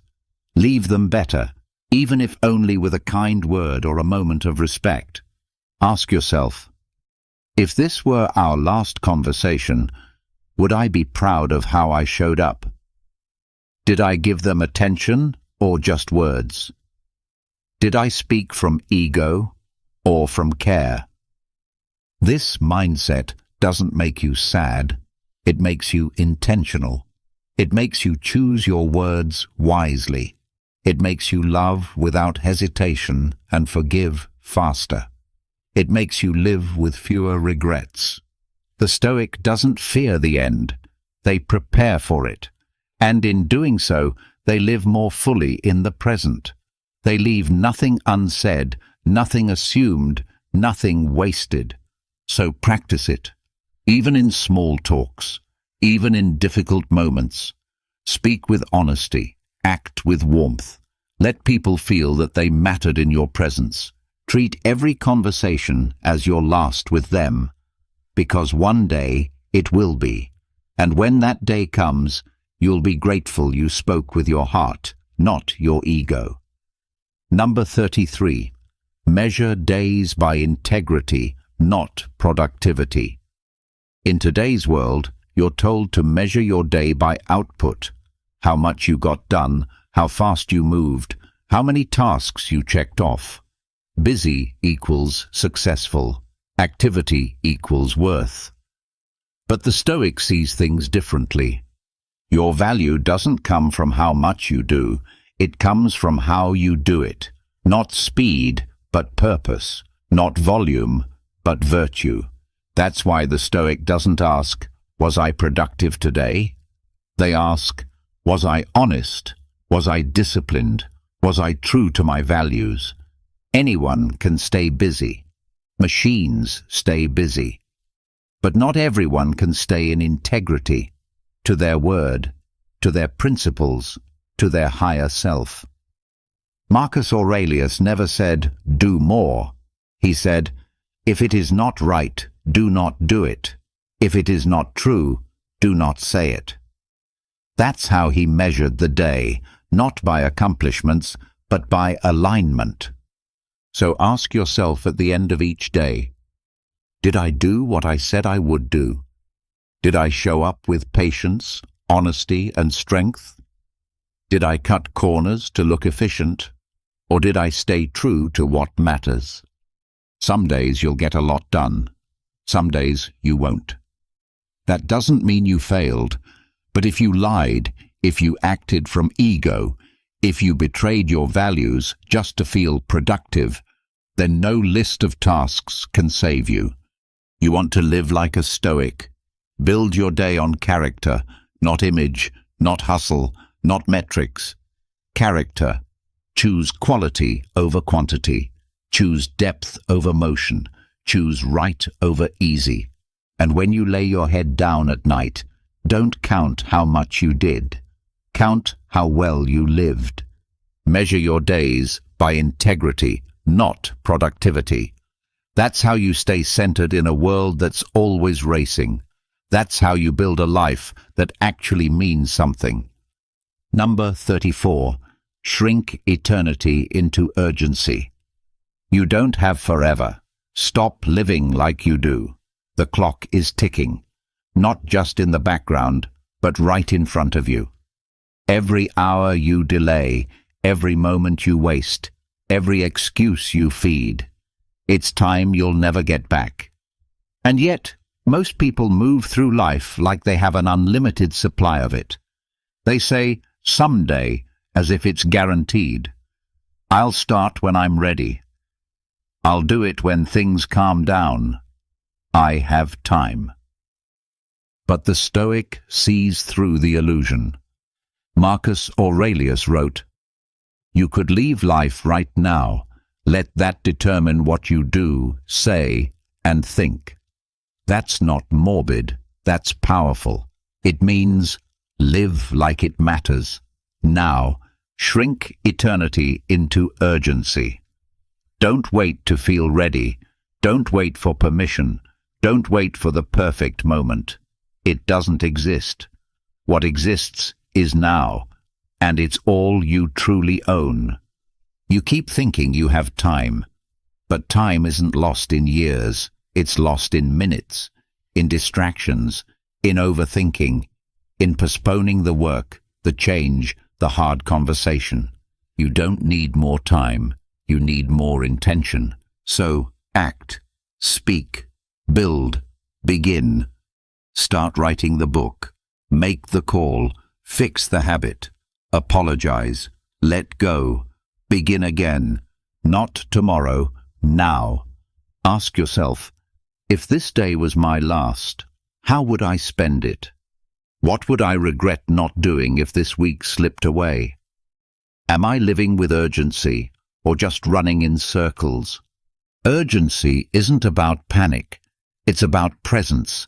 It's about treating your time like it matters, because it does. It's about recognizing that every day is a piece of your life being spent, and once it's gone, it doesn't come back. Shrink eternity into urgency, not to rush, but to focus, not to fear, but to live fully. The future is just a hope. The past is already written, so honor the moment in front of you and use it well. Number 35. Avoid the illusion of preparation. Planning is wise, reflection is useful, learning is necessary, but there's a fine line between preparing and hiding behind preparation.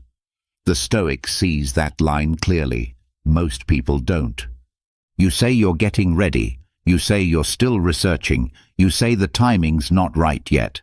But deep down, you know the truth.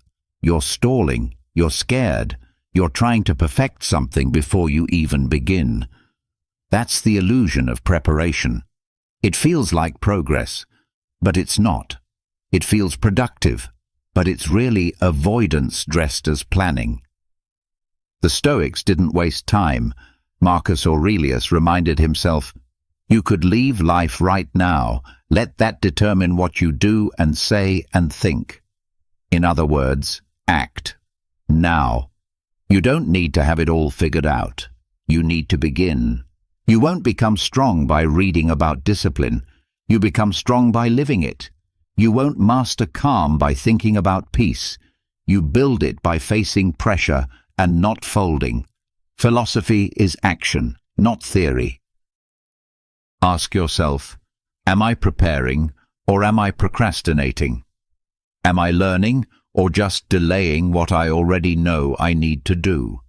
Am I afraid of starting because I might fail or because I might change? The truth is, you'll never feel 100% ready.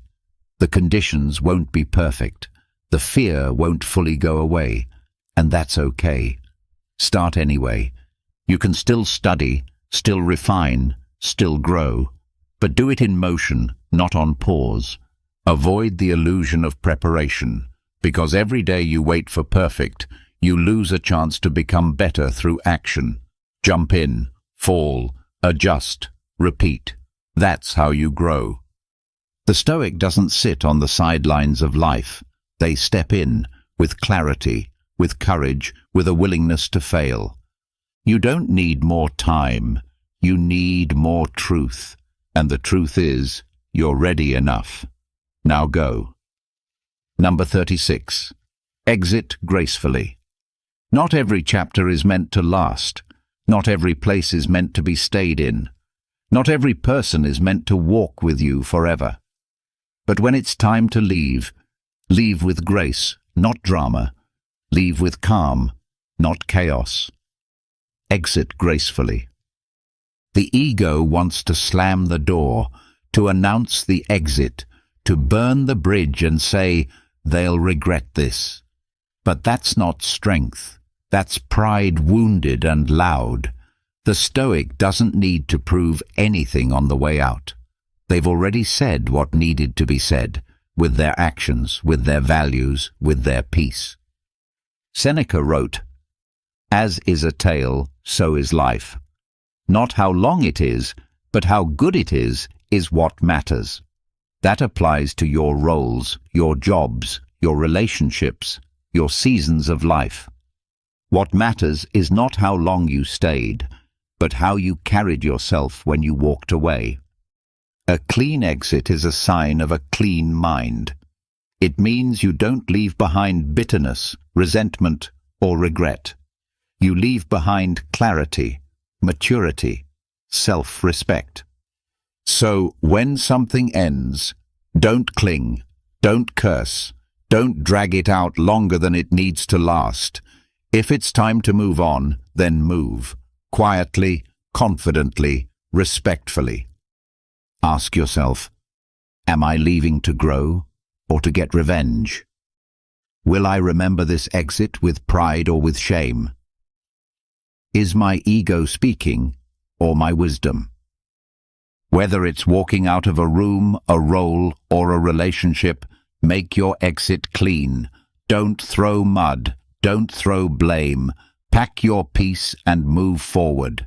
Because how you leave matters just as much as how you stayed. It says everything about your character, about what you value, about what you've learned. Exit gracefully. No noise, no fire, no need to be remembered. Just strength, just stillness, just you, walking away with your dignity intact. Number 37. Let boredom humble you. Boredom isn't the enemy, it's a mirror. It shows you the truth about your mind when there are no distractions, no noise, no stimulation to hide behind. And that truth can be uncomfortable. But the Stoic doesn't run from boredom. They use it. In modern life, we panic when things slow down. We reach for our phones, scroll endlessly, check for messages, refresh feeds. We fill every quiet moment with noise because stillness feels unbearable. Why? Because boredom forces you to face yourself. But here's what the Stoics understood. Boredom is an opportunity to practice mastery. Seneca wrote, "We suffer more in imagination than in reality." Boredom is a perfect example. It's not pain, it's the story you tell yourself about silence. You say, "This is meaningless, this is dull, this is uncomfortable." But in truth, boredom is asking you a simple question. Can you stay present without needing to be entertained? If you can't sit still without reaching for something, you're not free. If your mind needs constant stimulation, it's not strong, it's dependent. Let boredom humble you. Let it show you how restless your thoughts are. Let it reveal how often you run from stillness. Let it expose how little control you sometimes have over your own attention. But don't judge yourself. Use it. Sit in that silence. Breathe. Watch your thoughts come and go. Feel the discomfort and remain. That's where the work is. That's where clarity grows. Ask yourself, why am I so uncomfortable doing nothing? What am I trying to escape? Can I use this stillness to strengthen my focus? The world will always offer distractions, but you don't have to take the bait. Train in boredom like you'd train in the gym. Let it test your patience. Let it shape your discipline. Because if you can stay calm when nothing is happening, you'll stay calm when everything is happening. Let boredom humble you, and in that humility, find control. Number 38. Sacrifice the future self fantasy. There's a version of you that lives only in your mind. The future self. The ideal self. The one-day version. They wake up early. They're focused, disciplined, calm. Everything you want to be, but not yet. Not today. And that's the trap. The fantasy of your future self feels productive. It feels inspiring. But most of the time, it's just a delay disguised as a dream. It gives you permission to avoid the hard work now by promising that one day you'll be ready. But one day is not real. Only today is. The Stoics didn't waste time fantasizing about better versions of themselves. They focused on action, on the present moment, on doing what they could with what they had, now. Marcus Aurelius didn't say, "Become your best self later." He said, "You could be good today, but instead you choose tomorrow." And that's what most people do. They build castles in their minds, but never lay a single brick in real life. They imagine the future self with perfect habits, clear focus, emotional control, but they keep feeding today's self with excuses, comfort, distraction. You don't need another version of yourself to show up. You need to act with what you have now. No perfection, no waiting, just effort, just presence.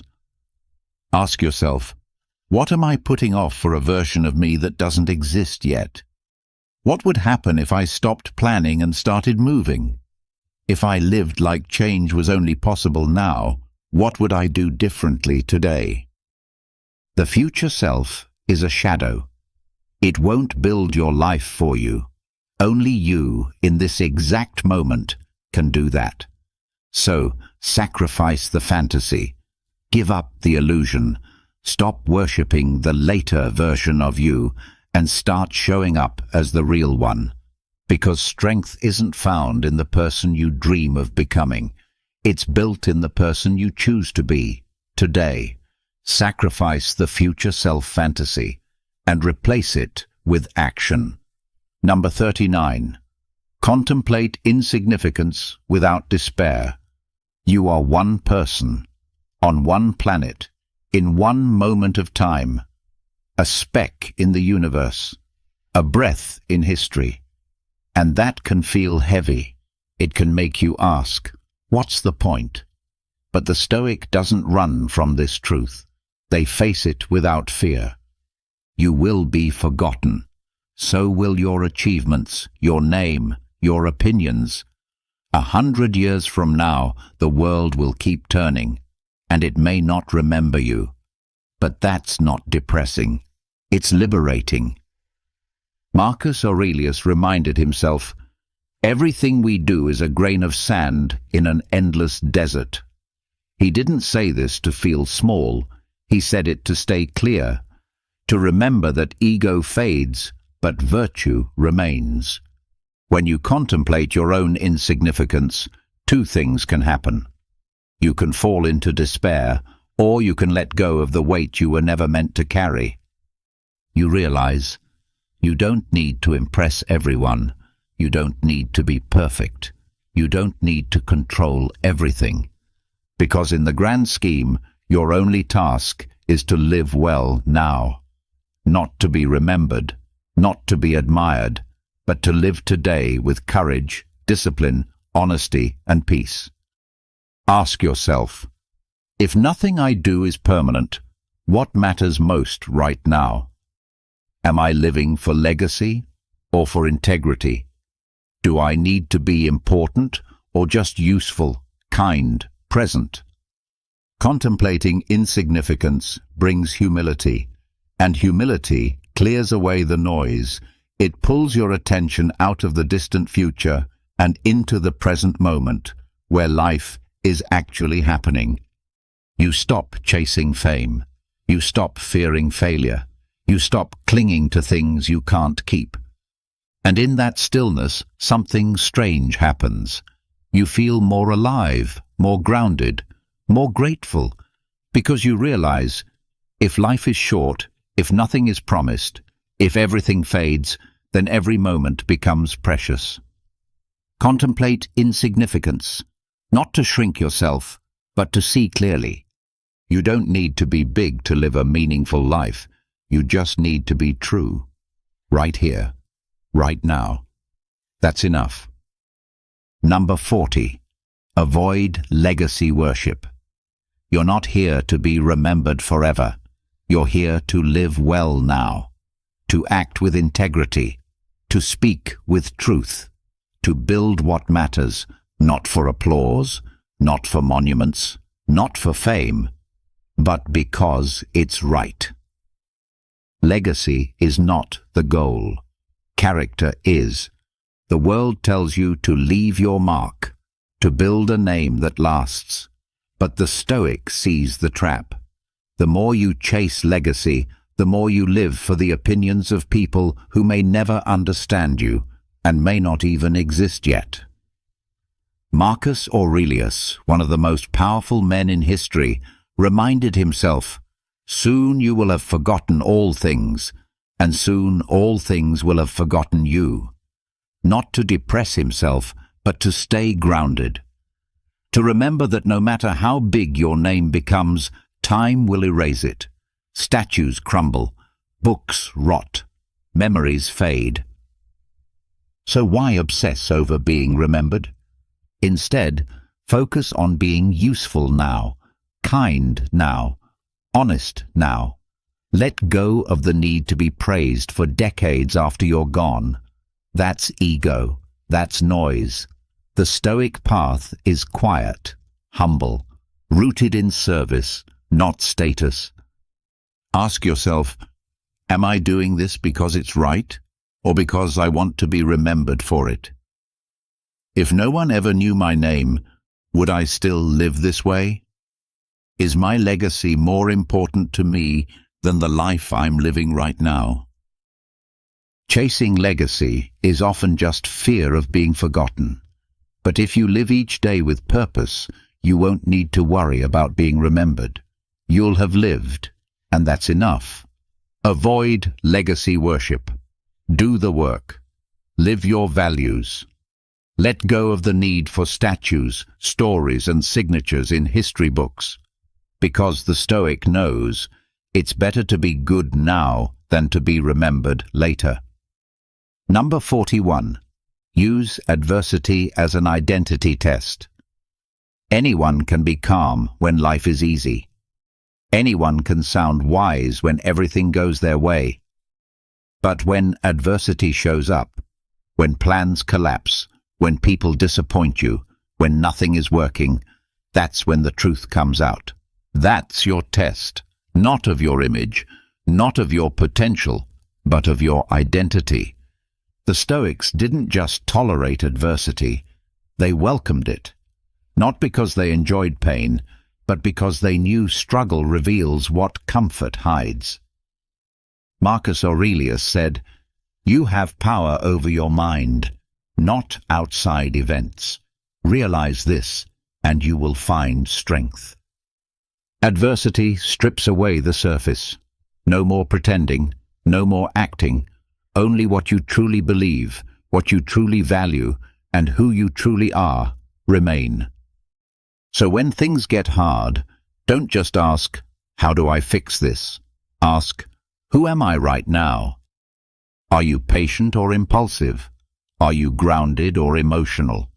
Are you ruled by ego or led by principle? Adversity gives you a mirror. What you do in the middle of stress, fear, loss, discomfort, that's your real character, not your goals, not your words, your response. And here's the good news. Every test is a chance to sharpen your identity, to rise, to show yourself that you are who you say you are. Ask yourself, can I stay honest under pressure? Can I keep my values when it's hard, not just when it's easy? Can I use this moment to become stronger, not bitter? Most people fall apart when adversity hits. They blame, they panic, they fold. But you're not most people. You are here to use adversity, not to explain your weakness, but to prove your strength. Use adversity as an identity test. Let it reveal, let it refine, let it remind you, this is who I really am, not when it's comfortable, but when it counts. Number 42. Defy the impulse to defend yourself. When someone misunderstands you, criticizes you, questions your motives, what's the first thing you feel? The urge to explain, to fight back, to prove yourself. That's the impulse. And if you're not careful, it becomes a habit. But the Stoic doesn't answer every accusation. They don't waste their energy defending what doesn't need defense. Why? Because truth doesn't panic. Integrity doesn't shout. If you're living with clarity, if your actions are aligned with your values, you don't need to explain yourself to everyone who doubts you. Marcus Aurelius wrote, "The best revenge is not to be like your enemy." When someone throws false words at you, don't throw more words back. Don't lower yourself to win their approval. That's not strength. That's insecurity dressed as pride. Let them misunderstand. Let them judge. Let them twist your silence into whatever story they want. If your conscience is clear, your peace is safe. And peace is worth more than being right in someone else's eyes. Most people waste their lives trying to control how others see them, trying to fix every rumor, correct every lie, respond to every critic. But the Stoic sees the truth. You can win the argument and still lose your calm. You can defend yourself and still be misunderstood. Ask yourself, do I need their approval, or do I need my peace? Will defending myself change the truth, or just feed my ego? Am I answering wisdom, or just reacting to noise? Choose silence when words would only create more chaos. Choose dignity when your pride wants to roar. Let your actions speak, and let your stillness protect them. Defy the impulse to defend yourself. Let people think what they want. Let them speak. You've got better things to do. like living in alignment with who you are. That's the real defense, and it speaks louder than anything you could say. Number 43. Create a virtue-only to-do list. Most to-do lists are filled with tasks, emails to send, errands to run, calls to make, deadlines to hit. And sure, those things matter, but they aren't what define your day. Your character does. The Stoic doesn't just ask, "What do I need to get done?" They ask, "Who do I need to be today?" So instead of only tracking what you must accomplish, create a virtue-only to-do list. A list not of actions, but of values. Not what to complete, but how to carry yourself. What if your list looked like this? Be patient with people who frustrate me. Speak honestly, even when it's uncomfortable.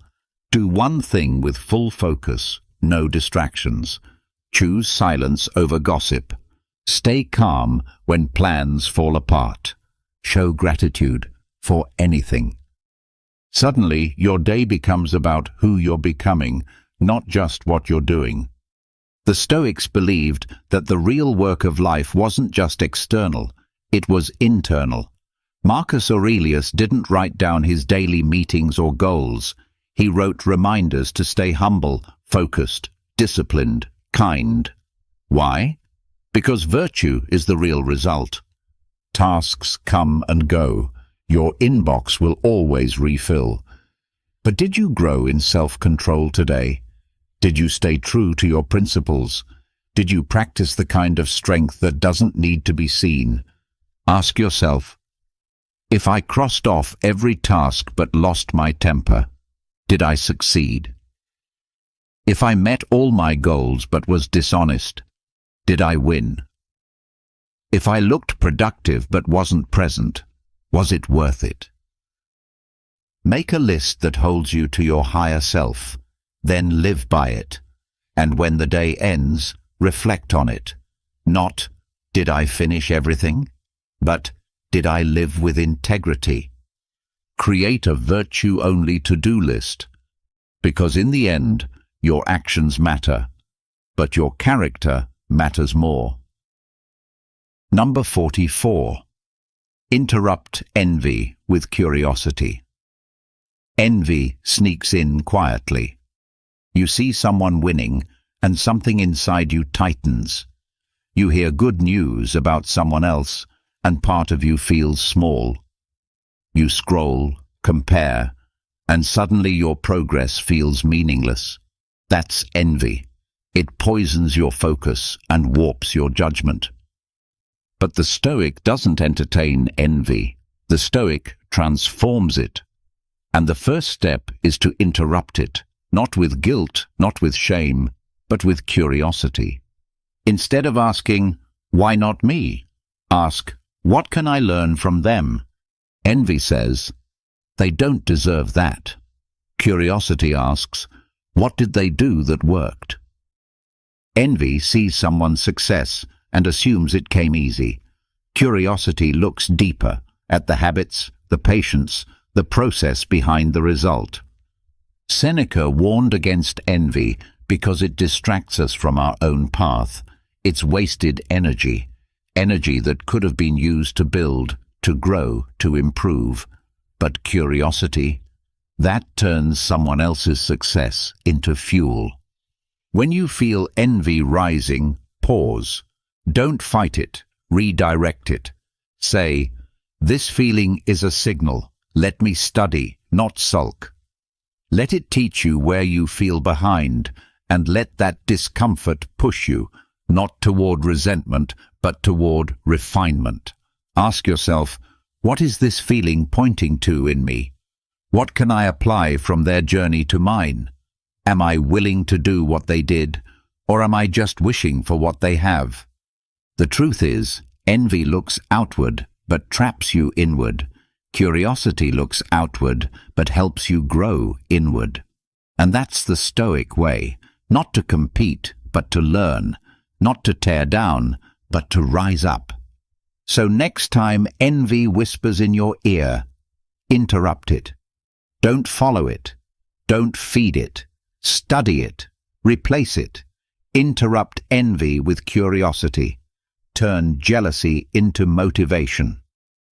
And let someone else's success be a reminder, not of what you lack, but of what you're still capable of becoming. Number 45. Stay small in your wins. Victory is a test. Success, praise, progress, all of it feels good. And that's exactly why it's dangerous. Because if you're not careful, a little success can grow into a lot of ego, and ego blinds you faster than failure ever could. The Stoics knew this. They warned that what lifts you up in pride today can bring you down in weakness tomorrow. You hit a goal? Great. Stay grounded. Someone compliments you? Thank them. Then move on. You outperform others? Don't look down. Look inward. Ask, did I do it with character? Marcus Aurelius was emperor of Rome. He ruled the most powerful empire in the world. Yet every day he reminded himself, you're just a man, not a god, not untouchable, just a soul with a body, doing your job. Why? To stay small in his wins, to stay clear, to stay free from the illusion of superiority. Because success isn't a finish line. It's just another step on the path. And if you stop walking, if you get distracted by your reflection, you lose direction. So when you win, be calm, be thankful, be focused. Don't broadcast it. Don't let it change your posture. The real measure of success is how little it changes your humility. Ask yourself, am I celebrating the result or the effort behind it? Am I seeking applause or inner approval? Can I succeed quietly without needing attention? Anyone can be humble in failure. The Stoic is humble in victory. Stay small in your wins. Let your work speak louder than your words. Let your growth be private. Let your pride stay silent, because the strongest person in the room is the one who doesn't need to be seen. Number 46. Speak only what withstands scrutiny. Words are easy. Anyone can talk. Anyone can make promises, give opinions, or repeat what they've heard. But the Stoic holds their tongue to a higher standard. If it can't hold up under pressure, don't say it. We live in a world flooded with noise. Opinions shouted without thought, claims made without evidence, emotions disguised as facts. But your words should be different. They should be solid, honest, thought through, able to withstand scrutiny. Before you speak, ask yourself, is this true? Is this necessary? Could I defend this calmly, if challenged? Because if your words collapse under questioning, they were never strong to begin with. Epictetus taught his students to value silence until they had something worth saying, something that could survive doubt, pushback, or disagreement without needing to be rescued by ego or volume. You don't have to speak all the time, and you don't have to speak fast. What you say should be something you'd be proud to repeat in a room full of wise, honest people. So don't gossip, it crumbles under facts. Don't exaggerate, it falls apart under detail. Don't bluff, it dissolves under pressure. Speak only what you've lived, what you've tested, what you're willing to stand by without fear. This is not about being perfect. It's about being precise, not loud, but clear, not defensive, but confident in truth. Ask yourself, would I still say this if someone questioned me? Can I stand behind this without hiding in tone or emotion? Is this something a wiser version of me would still believe tomorrow? Let your words be fewer, but firmer. Let them carry weight, not fluff. Let them reflect thought, not impulse. Speak only what withstands scrutiny. because once your words leave your mouth, they speak for your character, long after the noise has faded. Number 47. Quit things before they own you. Not everything you start is worth finishing. Not every habit deserves to stay. Not every commitment needs to be carried to the end. Sometimes, walking away is not weakness, it's wisdom. The Stoic doesn't cling. The Stoic doesn't let pride, routine, or fear keep them trapped.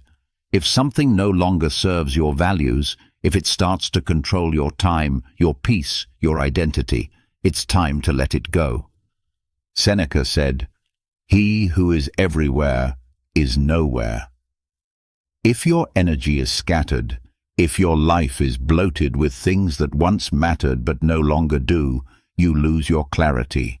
You become a servant to what you once chose freely. This is the test. Can you let go before something owns you? A job that pays well but drains your soul. A relationship that's familiar but no longer honest. A goal that looked good on paper but no longer aligns with who you are. Even a routine that once helped you but now traps you. These are hard to quit, not because they're good, but because you've built your identity around them. But the Stoic remembers, you are not what you do, you are how you live. With intention, with courage, with freedom. Ask yourself, am I still choosing this? Or am I just stuck in it?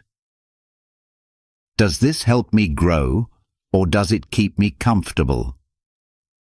If I had to walk away from this today, who would I be without it? Don't fear quitting. Fear staying too long in the wrong thing. The world tells you that quitting is failure, but the Stoic knows quitting what no longer serves your purpose is strength. It creates space. It clears the path. It brings you back to your center. Quit things before they own you, not recklessly, not emotionally, but with clarity and the courage to choose your life again. Number 48.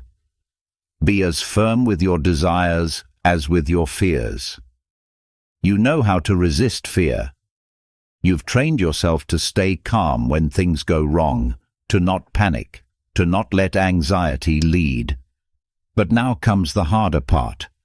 Can you resist desire with the same strength? Most people think fear is the enemy, but unchecked desire, that's just as dangerous, because desire wears a friendly face. It tempts you softly, promises reward, tells you, you deserve this. But behind it is the same thing as fear, loss of control. The Stoics didn't just talk about courage, they talked about restraint. Seneca said, "It is not because things are difficult that we do not dare, but because we do not dare, things are difficult."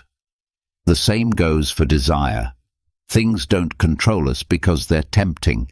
They control us because we don't dare to say no. You fear failure, so you train your mind to face it. Now, desire comfort, attention, pleasure, power, and train your mind to resist it. Not because desire is evil, but because when it controls you, you lose yourself. Ask yourself, would I still want this if no one else saw it? Is this choice leading to strength or softness? Am I chasing this because I need it, or because I'm running from stillness?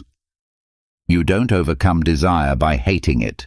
You overcome it by standing still in front of it, looking it in the eye and saying, "You don't own me."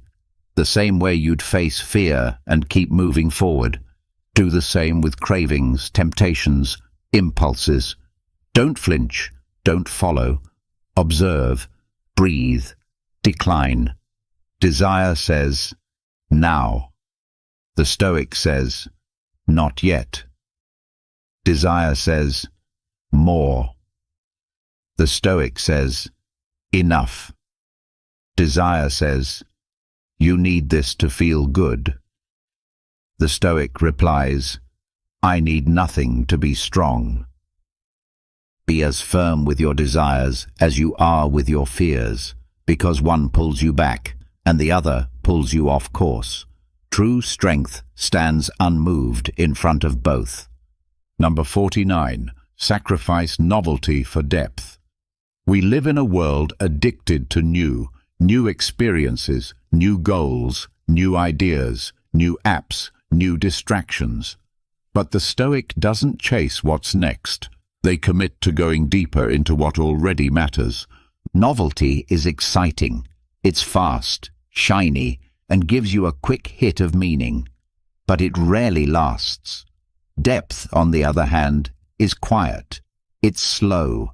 It doesn't give instant rewards, but it builds something real, something unshakable. Seneca warned, "You must linger among a limited number of master thinkers and digest their works, if you would derive ideas which shall win firm hold in your mind." In other words, pick fewer things and go all in. Don't just read more books. Reread the ones that change you. Don't chase new habits. Master the ones that strengthen you. Don't jump to new goals. Perfect the work already in front of you. It's not about doing more. It's about doing what matters, better. Ask yourself, am I switching because I'm bored or because I've outgrown it? Am I quitting depth to feel busy again? Do I want to be stimulated or transformed? The world will tempt you to skim the surface, but meaning is found beneath it. Growth lives in repetition. Wisdom takes time to reveal itself. The Stoic is not impressed by how many things you try, but by how deeply you understand the few that count. So sacrifice the thrill of what's new for the quiet power of what's lasting.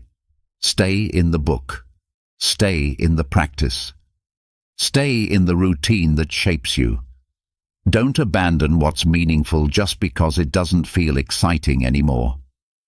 Sacrifice novelty for depth, because the goal is not to be entertained, it's to be changed. Not to do everything, but to do the essential things with excellence. Number 50. Smile at the absurd. Life is strange. People are irrational. Plans fall apart. Effort goes unrewarded. The timing is off.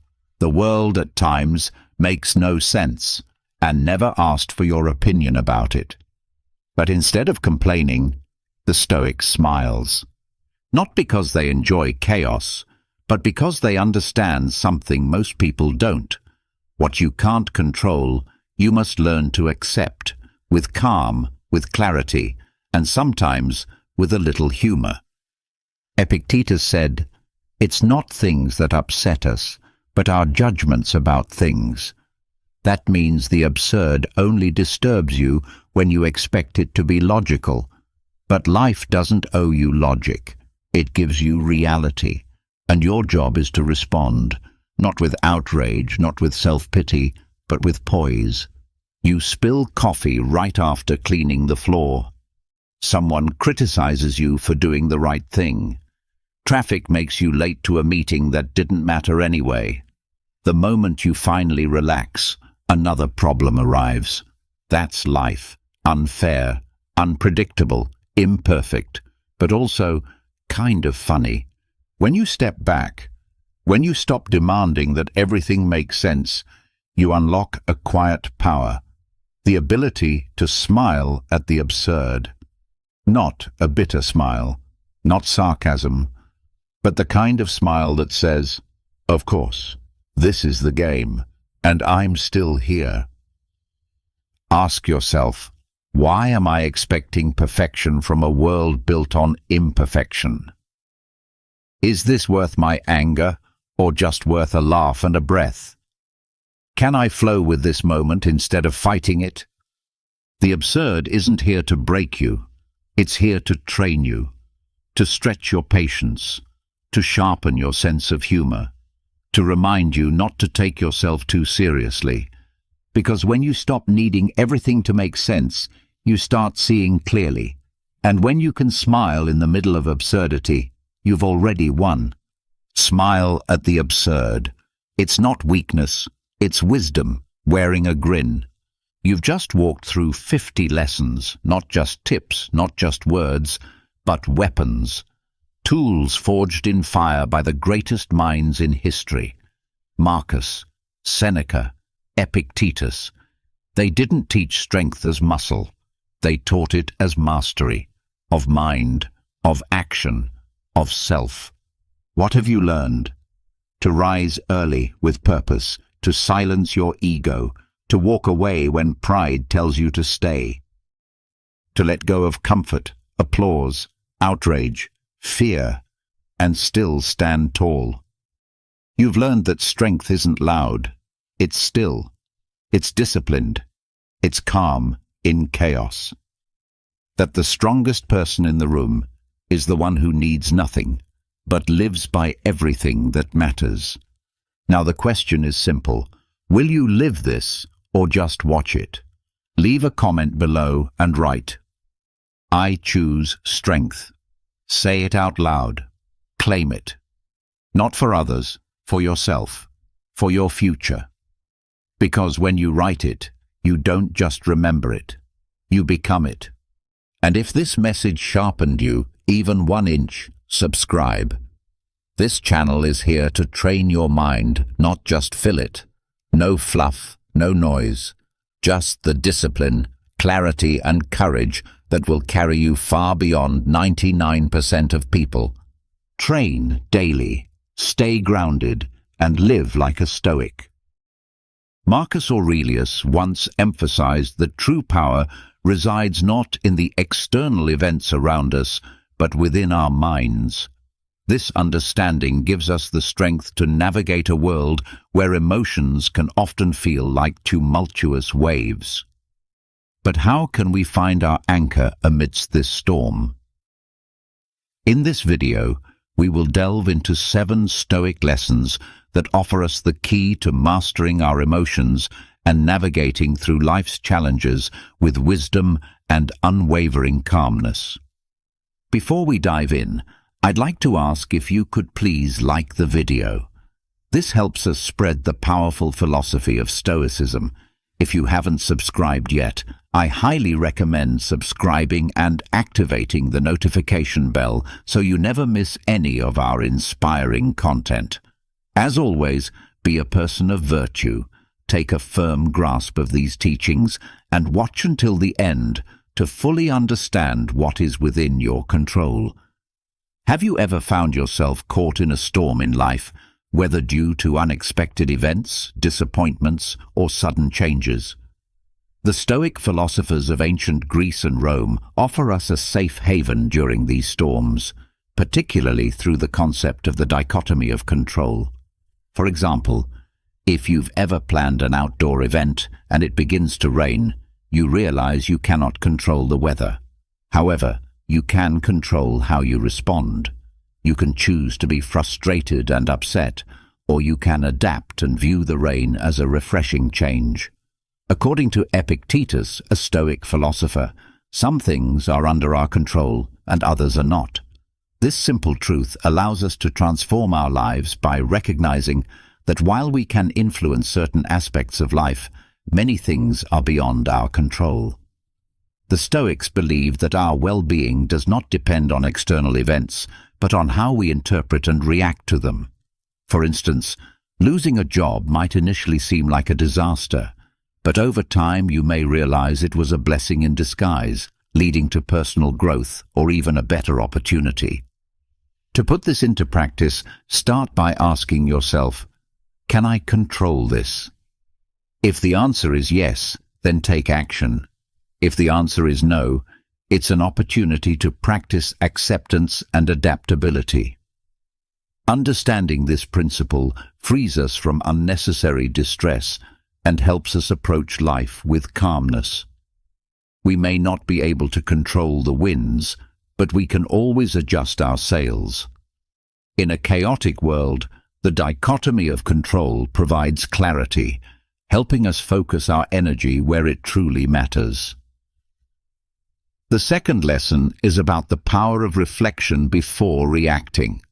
In today's fast-paced digital world, where immediacy is often celebrated, the art of reflection may seem outdated. However, this act of pausing and contemplating becomes our anchor in a world that demands quick answers. Consider the many decisions we face every day, from choosing a meal to planning a career. When you receive a message that stirs your emotions, perhaps a colleague questioning your work or a casual comment from a friend, your instinctive reaction might be defensive or angry. But what if, instead of diving into a hasty response, you took a step back and allowed yourself a moment of detachment? This is not about suppressing emotions, but rather about giving them space to be understood. Reflection is an active engagement with our thoughts and feelings, where we ask probing questions. Why did this happen? Why does it affect me so deeply? What beliefs or past experiences are influencing my emotions? Is my immediate reaction rooted in the present situation, or is it shaped by past baggage? Reflection also promotes empathy, helping us consider other perspectives. Perhaps that colleague had a stressful day, or maybe the friend didn't realize the weight of their words. In relationships, this practice is vital. How many misunderstandings could be avoided if we took the time to reflect before reacting? How many bridges could be built through thoughtful reflection? Taking a moment to reflect offers clarity, compassion, and deeper connection. In professional environments, the ability to pause and ponder is an invaluable trait in leaders. Those who reflect before making decisions are often more respected and effective, seen as thoughtful individuals whose choices stem from careful consideration. In a world constantly in motion and accelerating, the act of reflection is a quiet yet powerful form of resistance, a declaration that we will not be swept away by the currents of immediacy. It's a commitment to our well-being, the quality of our interactions, and the deepening of our wisdom. The third lesson is about cultivating detachment. In a world filled with emotional turbulence, practicing detachment is essential. This doesn't mean suppressing our emotions, but rather developing a balanced perspective that allows us to observe events, situations, and emotions without being overwhelmed by them. Detachment offers a sense of peace in a world overloaded with information, helping us navigate relationships and conflicts with greater clarity. Imagine watching an exciting movie. You're deeply involved, feeling every moment. But now, imagine you step back and watch the movie as an observer, understanding the plot and characters without being consumed by the emotions of the story. Practicing detachment is similar. It allows us to remain calm and composed, seeing situations for what they are without being carried away by the emotional currents they stir. When you're watching an exciting movie, you might feel a surge of emotions, excitement, sadness, and tension. Yet, even though you're deeply involved in the story, you always remember that it's just a film. There's no need to act impulsively or intervene in what's unfolding on screen. This is a perfect analogy for practicing emotional detachment. It's about engaging fully with life and feeling your emotions deeply, but also knowing when to remain seated in the theatre of your mind, observing the drama without losing yourself in it. In a world that constantly bombards us with information and emotions, reacting passionately to every bit of news or event would leave us exhausted and overwhelmed. Emotional detachment acts as a protective buffer, allowing us to interact with the world in a way that's sustainable. This practice is also essential in relationships. Whether in a heated conversation or disagreement, practicing detachment can be the deciding factor between a productive discussion and a harmful argument. It helps us listen more effectively and respond with calm understanding and grace, rather than being swept up by our emotions. Cultivating detachment begins with developing self-awareness. Regularly check in with yourself to recognize emotional triggers and understand the patterns that drive your reactions. By creating a space between stimulus and response, we gain the freedom to choose how we react. Instead of acting on impulse, we can respond with intention. Detachment allows us to embrace life's joys and pleasures without becoming overly attached to outcomes. It enables us to fully immerse ourselves in the journey, savoring each moment without the constant fear of losing what we have or experiencing change. In a world that's always shifting, detachment serves as a compass, guiding us with grace through life's unpredictable terrain. By embracing this practice, we can enrich our lives, bringing calm and clarity not only to ourselves, but to those around us as well. There's a powerful question we can ask ourselves in the midst of any challenge or frustration. Will this matter in 5 years? Life often throws moments at us that test our patience, resilience, and perspective. Whether it's a minor inconvenience, like a delayed train, or something more significant, like a missed opportunity or a heated argument. In the heat of the moment, it's easy to get overwhelmed by our emotions. However, by asking whether the issue will still matter in 5 years, we can shift our perspective. This question acts as a mental time machine, allowing us to look back from the future and see the present situation in a different light. Most of the concerns we have today will, in the long run, become insignificant. If we look back at the worries we had 5 years ago, we might find that many of them no longer matter, obscured by new experiences, learnings, and memories. This realization is both humbling and liberating, as it helps us prioritize what truly matters. By distinguishing between short-term setbacks and long-term consequences, we can focus on the things that will have lasting impact. This approach reduces anxiety and encourages us to develop strategies for overcoming challenges, knowing that many solutions become clearer with time and perspective. This mindset also helps us stay focused on what's important: our relationships, personal growth, and meaningful experiences. The ability to consider the long-term implications of our actions and decisions encourages us to invest in what truly stands the test of time. Another valuable practice is keeping a Stoic diary. Journaling has been cherished in many cultures throughout history, not just as a record of events, but as a powerful tool for personal growth, introspection, and clarity. Stoics, with their emphasis on self-awareness and improvement, recognized the benefits of journaling and used it to reflect on their thoughts, emotions, and actions. A Stoic diary isn't simply a log of daily events. It's a space for self-dialogue, a place to dissect our emotions, decisions, and reactions. Imagine ending your day by not just recording what happened, but also reflecting on how you responded to certain situations, what upset you, what brought you joy, and why.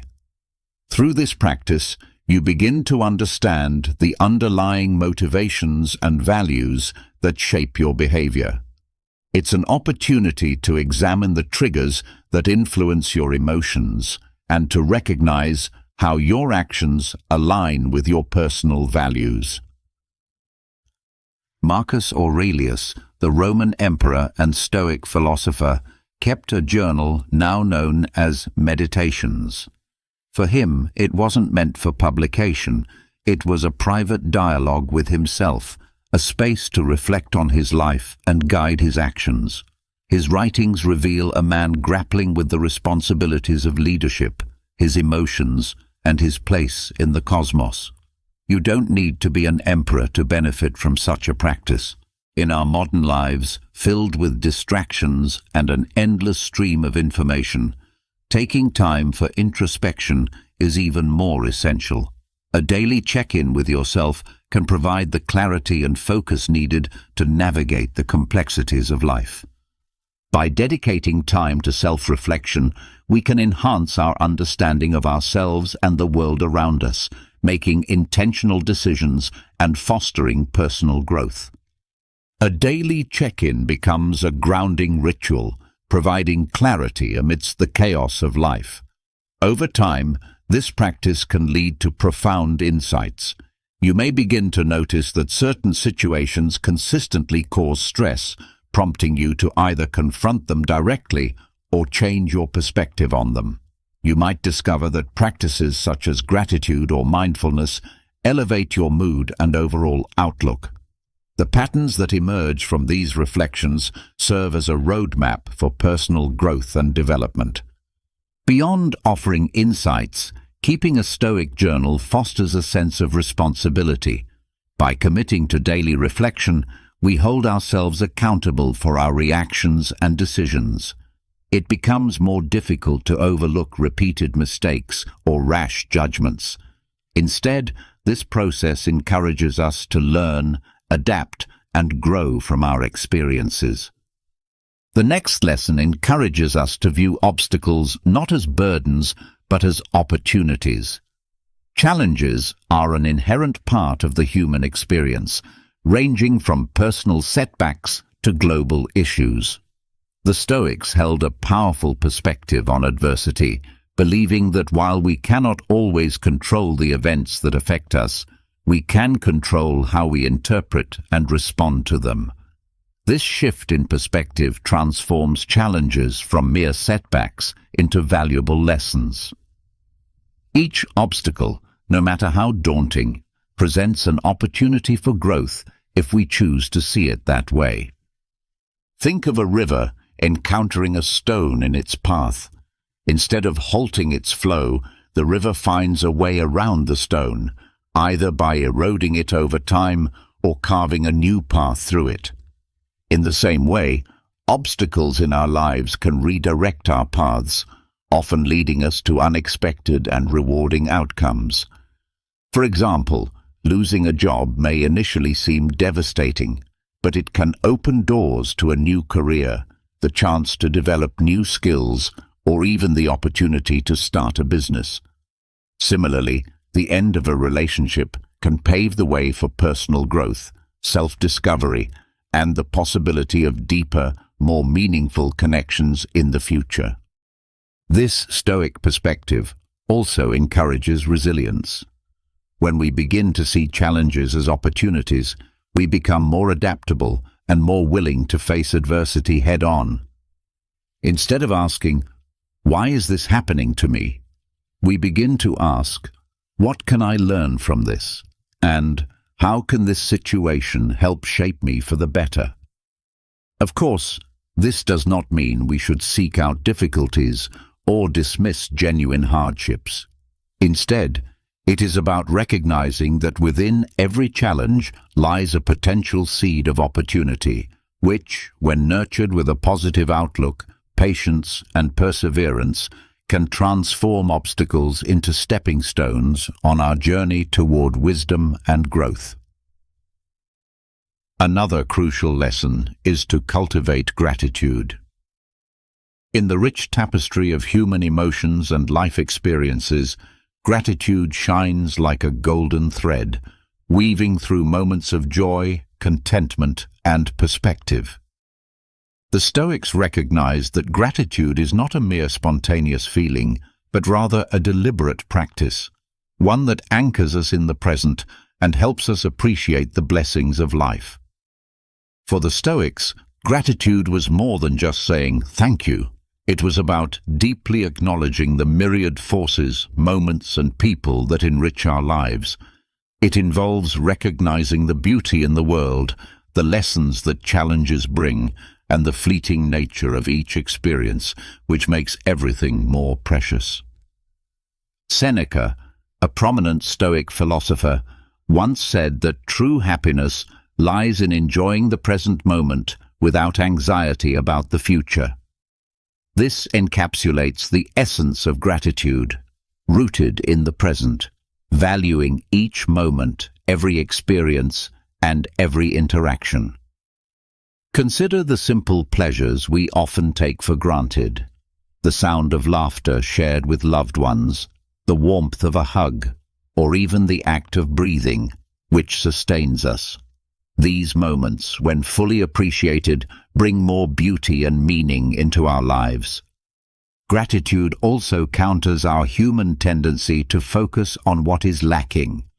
Unfulfilled desires, uncertainties about the future, or dissatisfaction with the present. By shifting our focus to what we already have rather than what we lack, we cultivate contentment, which in turn reduces feelings of envy and resentment. Over time, this practice can significantly improve our overall well-being. A simple way to begin cultivating gratitude is by listing 3 things each day that you are grateful for or looking forward to. This practice, done consistently, can gradually transform your perspective, making you more receptive to the blessings life offers and less resentful of its challenges. Gratitude also strengthens relationships. By expressing appreciation for the acts of kindness, support, and love we receive from others, we foster deeper connections. This creates a positive feedback loop of kindness and affection, enhancing mutual respect and promoting stronger bonds. In a world that often emphasizes the accumulation of possessions, achievements, and desires, gratitude is a reminder to focus on the richness of what we already have. It encourages us to cherish the present moment, appreciate the beauty around us, and recognize the inherent value in each experience. This practice not only nourishes our own well-being, but also nurtures the relationships that bring meaning to our lives. Gratitude serves as a gentle reminder of the abundance that already surrounds us in our lives. It calls us to celebrate the present moment, to embrace life with open arms, and to walk through our journey with a heart filled with thankfulness. I sincerely hope that these Stoic lessons have been both enlightening and valuable to you. If you've made it this far, please leave a comment with the word gratitude so I can know you've reached the end of this video. As always, I truly appreciate you for watching until the very end, and I look forward to seeing you again next time. Top of form, bottom of form.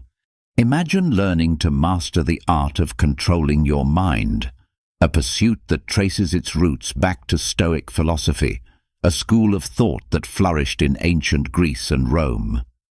This age-old philosophy holds that by gaining control over our thoughts, emotions, and reactions, we can tap into a profound sense of inner peace and independent virtue, unaffected by the external circumstances of our lives.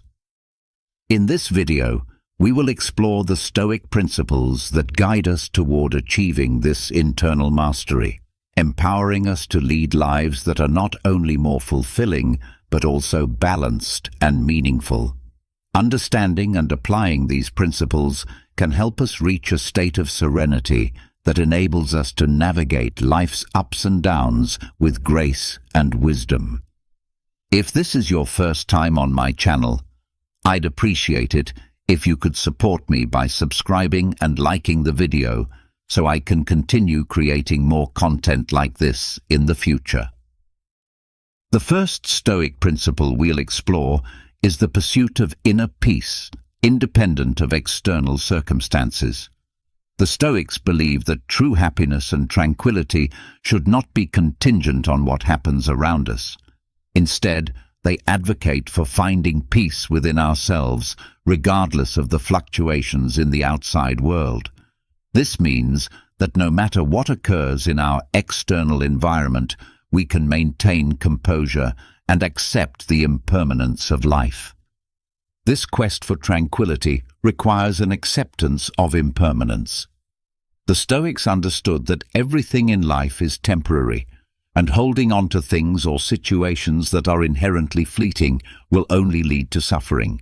By embracing the impermanent nature of life, they found a peace that remains undisturbed by changes. One of the key elements in the search for tranquility is the ability to face adversity with equanimity. The Stoics saw difficulties as opportunities for growth, development, and strengthening the mind's capacity for detachment. They believed that rather than being defeated by challenges, we should embrace them as means to cultivate resilience. Achieving inner tranquility is also linked to detachment from disturbing emotions such as anger, fear, and despair. The Stoics teach us to acknowledge these emotions, but not let them control our actions or decisions. By living in accordance with virtue, we create a clear conscience that shields us from feelings of guilt, regret, or remorse. For the Stoics, the true source of tranquility lies in acting with wisdom, courage, justice, and temperance. These virtues help ensure that we are not overwhelmed by negative emotions or the demands of the external world. The Stoics also emphasize the idea of contentment with sufficiency. They argue that the relentless pursuit of wealth, power, or pleasure often leads to dissatisfaction. Instead, they promote the importance of finding contentment in what is enough, steering clear of excessive desires and material attachments.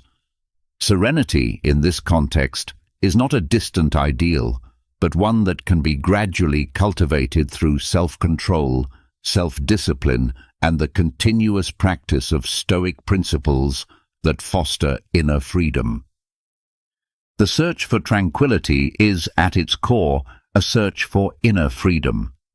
When we are no longer slaves to our emotions, desires, or external circumstances, we experience a freedom that allows us to live in alignment with our values and principles.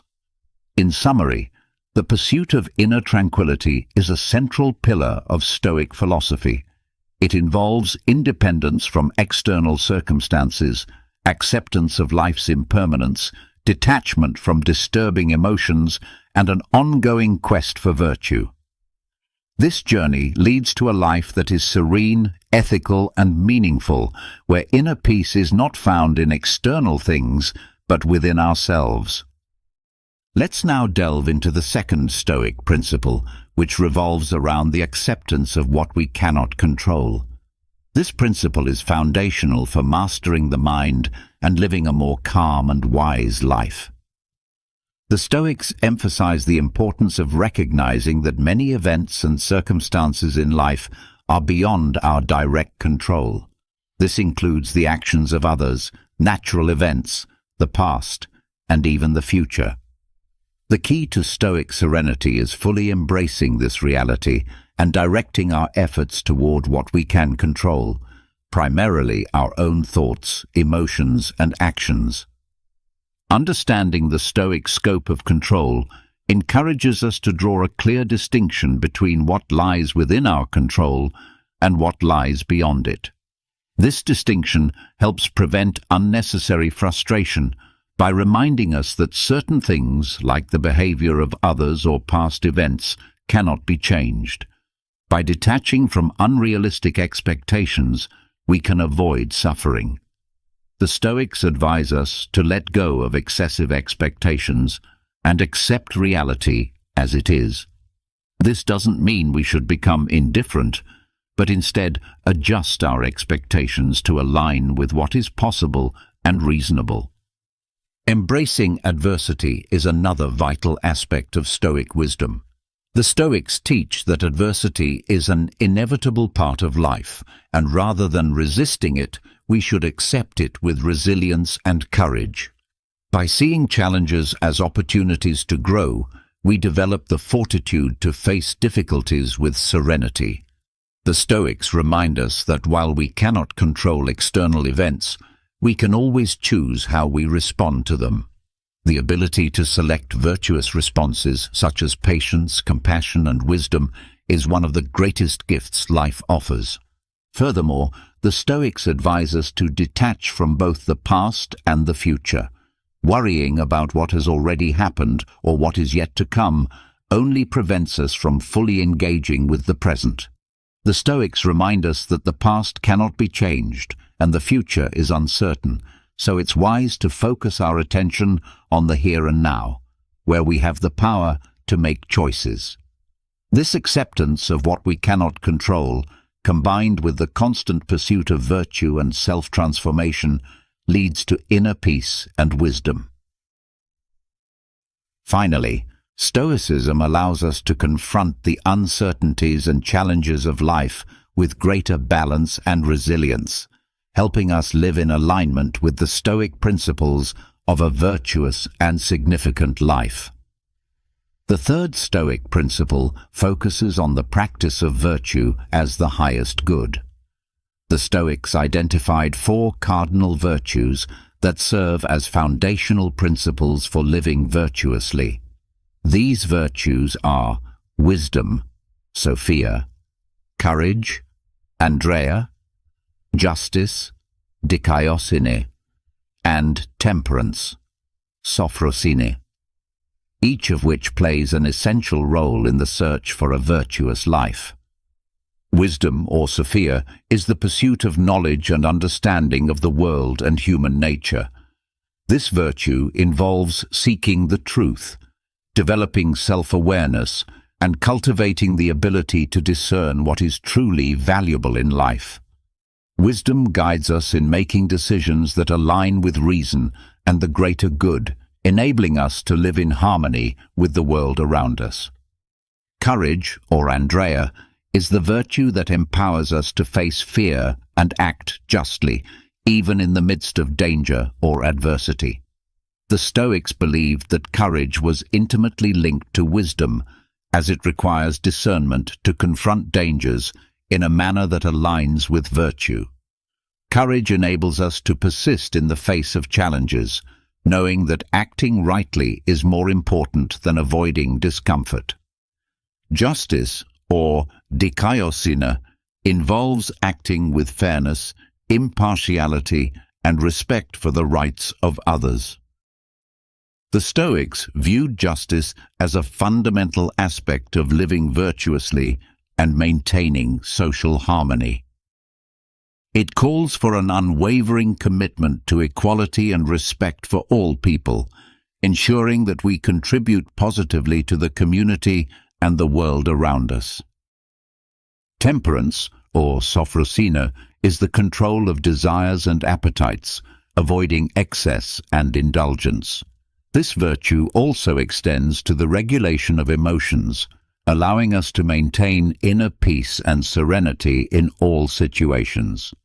Temperance teaches us to exercise moderation and balance, ensuring that our passions and actions do not overwhelm us or lead us astray.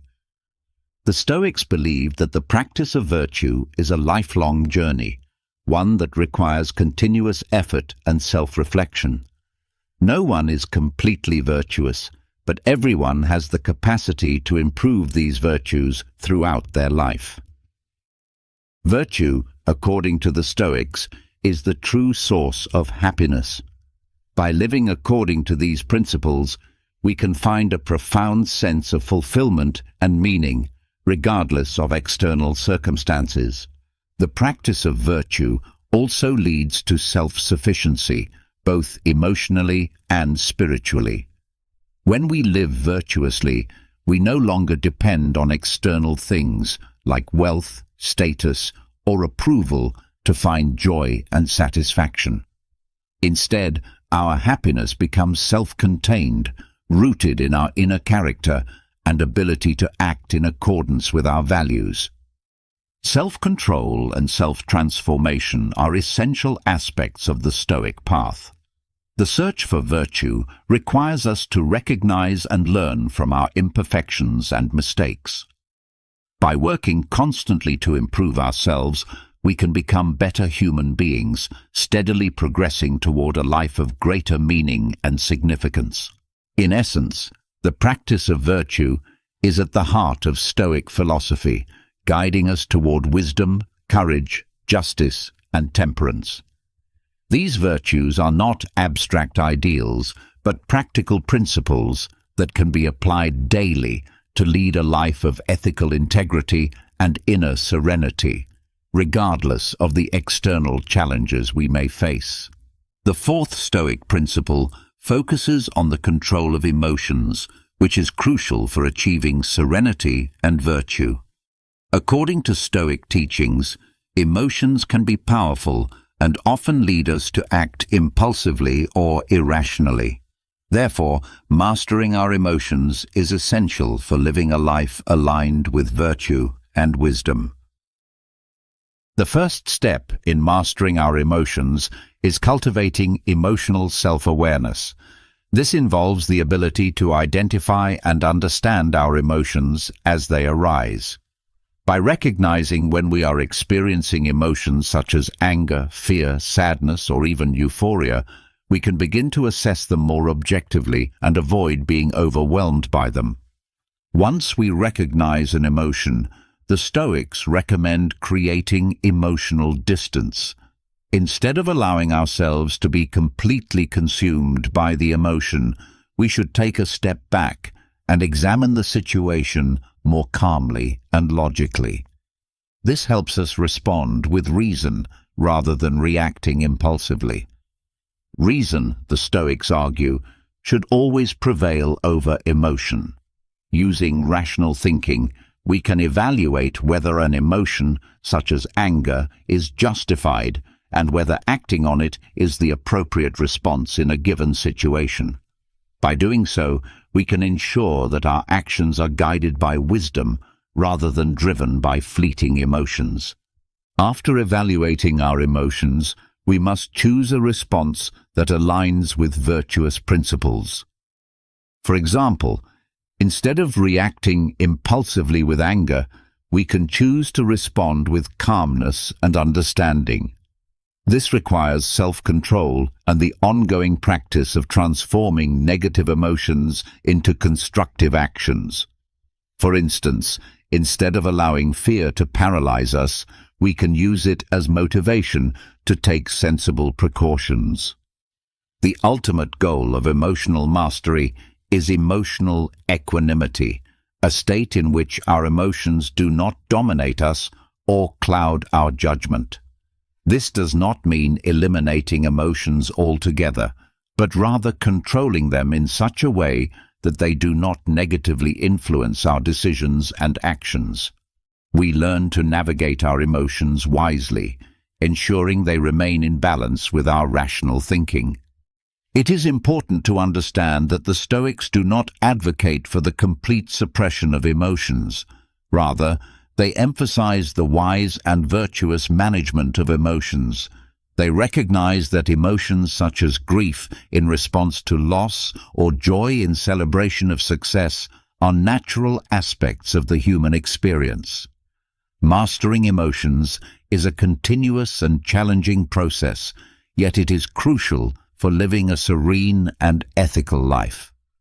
The Stoics believe that by controlling our emotions and choosing virtuous responses, we can live according to principles such as wisdom, justice, and courage, regardless of external circumstances.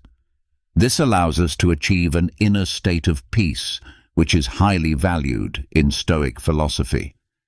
The fifth Stoic principle, which focuses on living in the present, is essential for mastering the mind and leading a more meaningful life.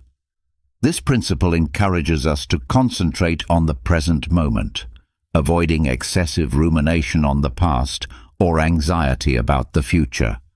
The Stoics teach that dwelling on past regrets is useless because we cannot change what has already happened. Instead of getting lost in remorse, we should learn from our mistakes and past experiences. This mindset frees us from the burden of the past and allows us to direct our efforts toward the present. Excessive worry about the future is another source of suffering. While it is wise to plan and prepare for the future, the Stoics acknowledge the inherent uncertainty of life and encourage us not to let anxiety about the future dominate our thoughts and actions. The Stoics urge us to appreciate the present moment because it is the only moment we truly have. They encourage us to fully embrace the present, enjoy the little things, and recognize the beauty of the world around us. This approach not only provides us with a sense of satisfaction, but also helps cultivate an attitude of gratitude. Focusing on the present also means dedicating ourselves entirely to the tasks at hand. This involves avoiding distractions and refraining from multitasking.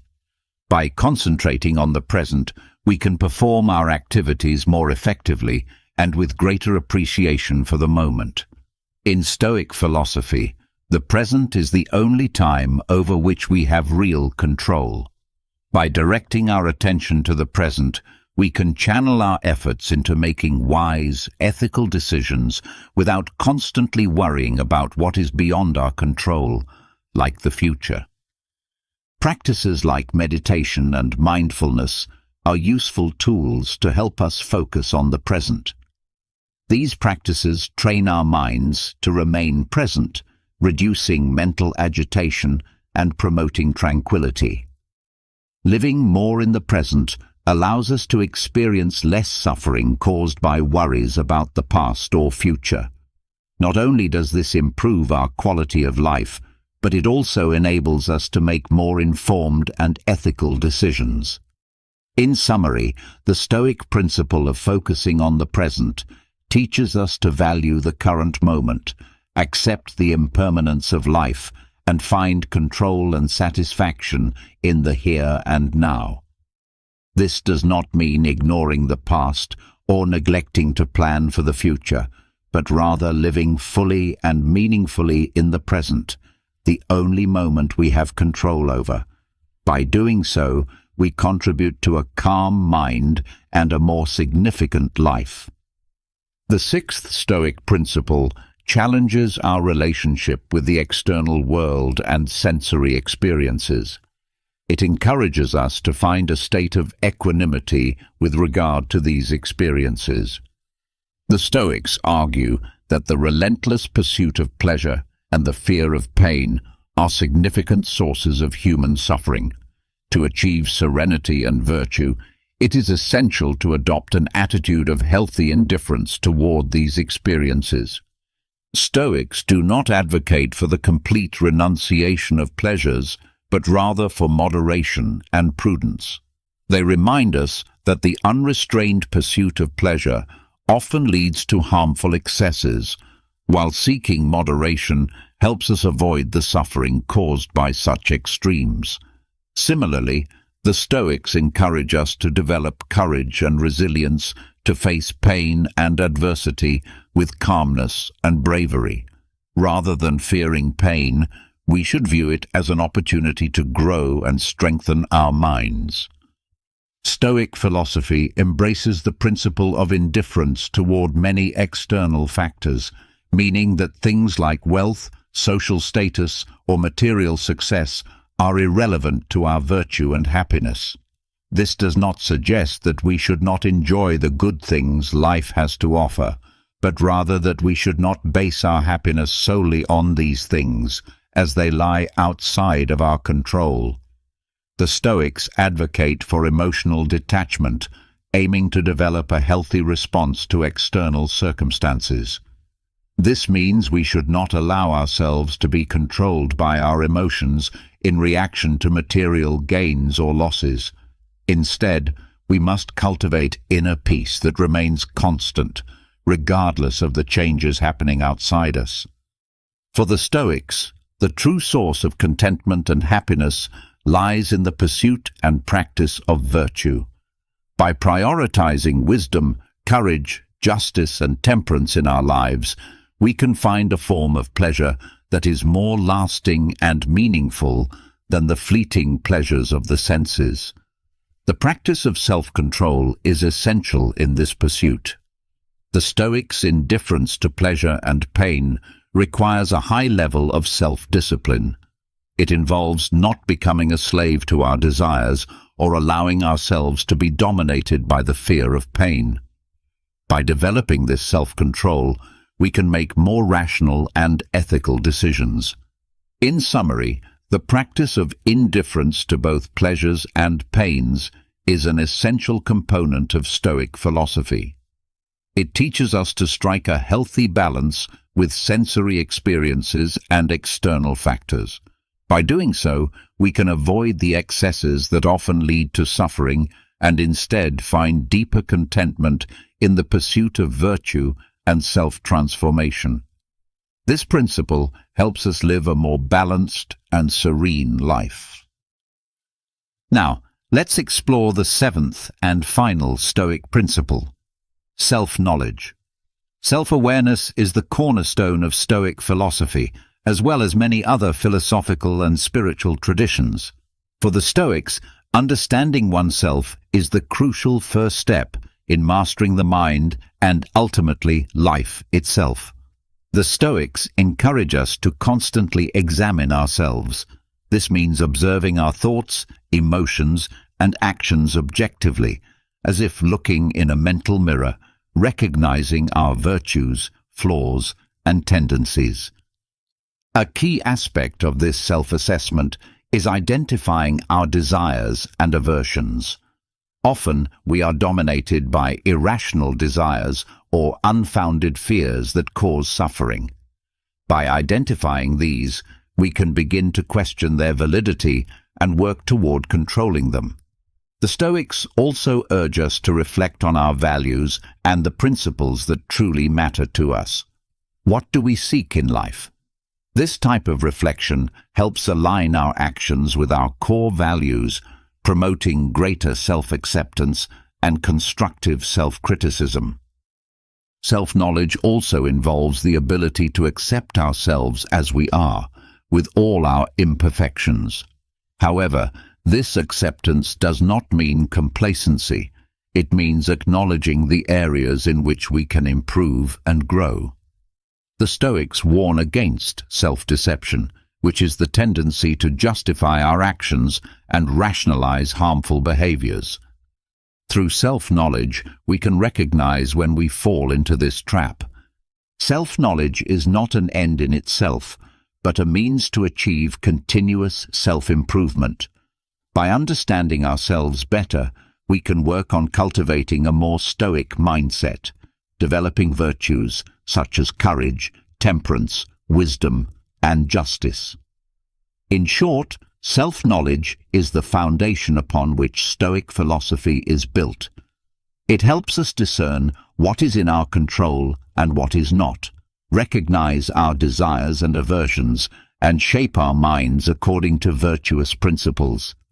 It is a journey of self-discovery that empowers us not to be prisoners of our emotions and thoughts, making us more resilient and wise in the face of life's challenges.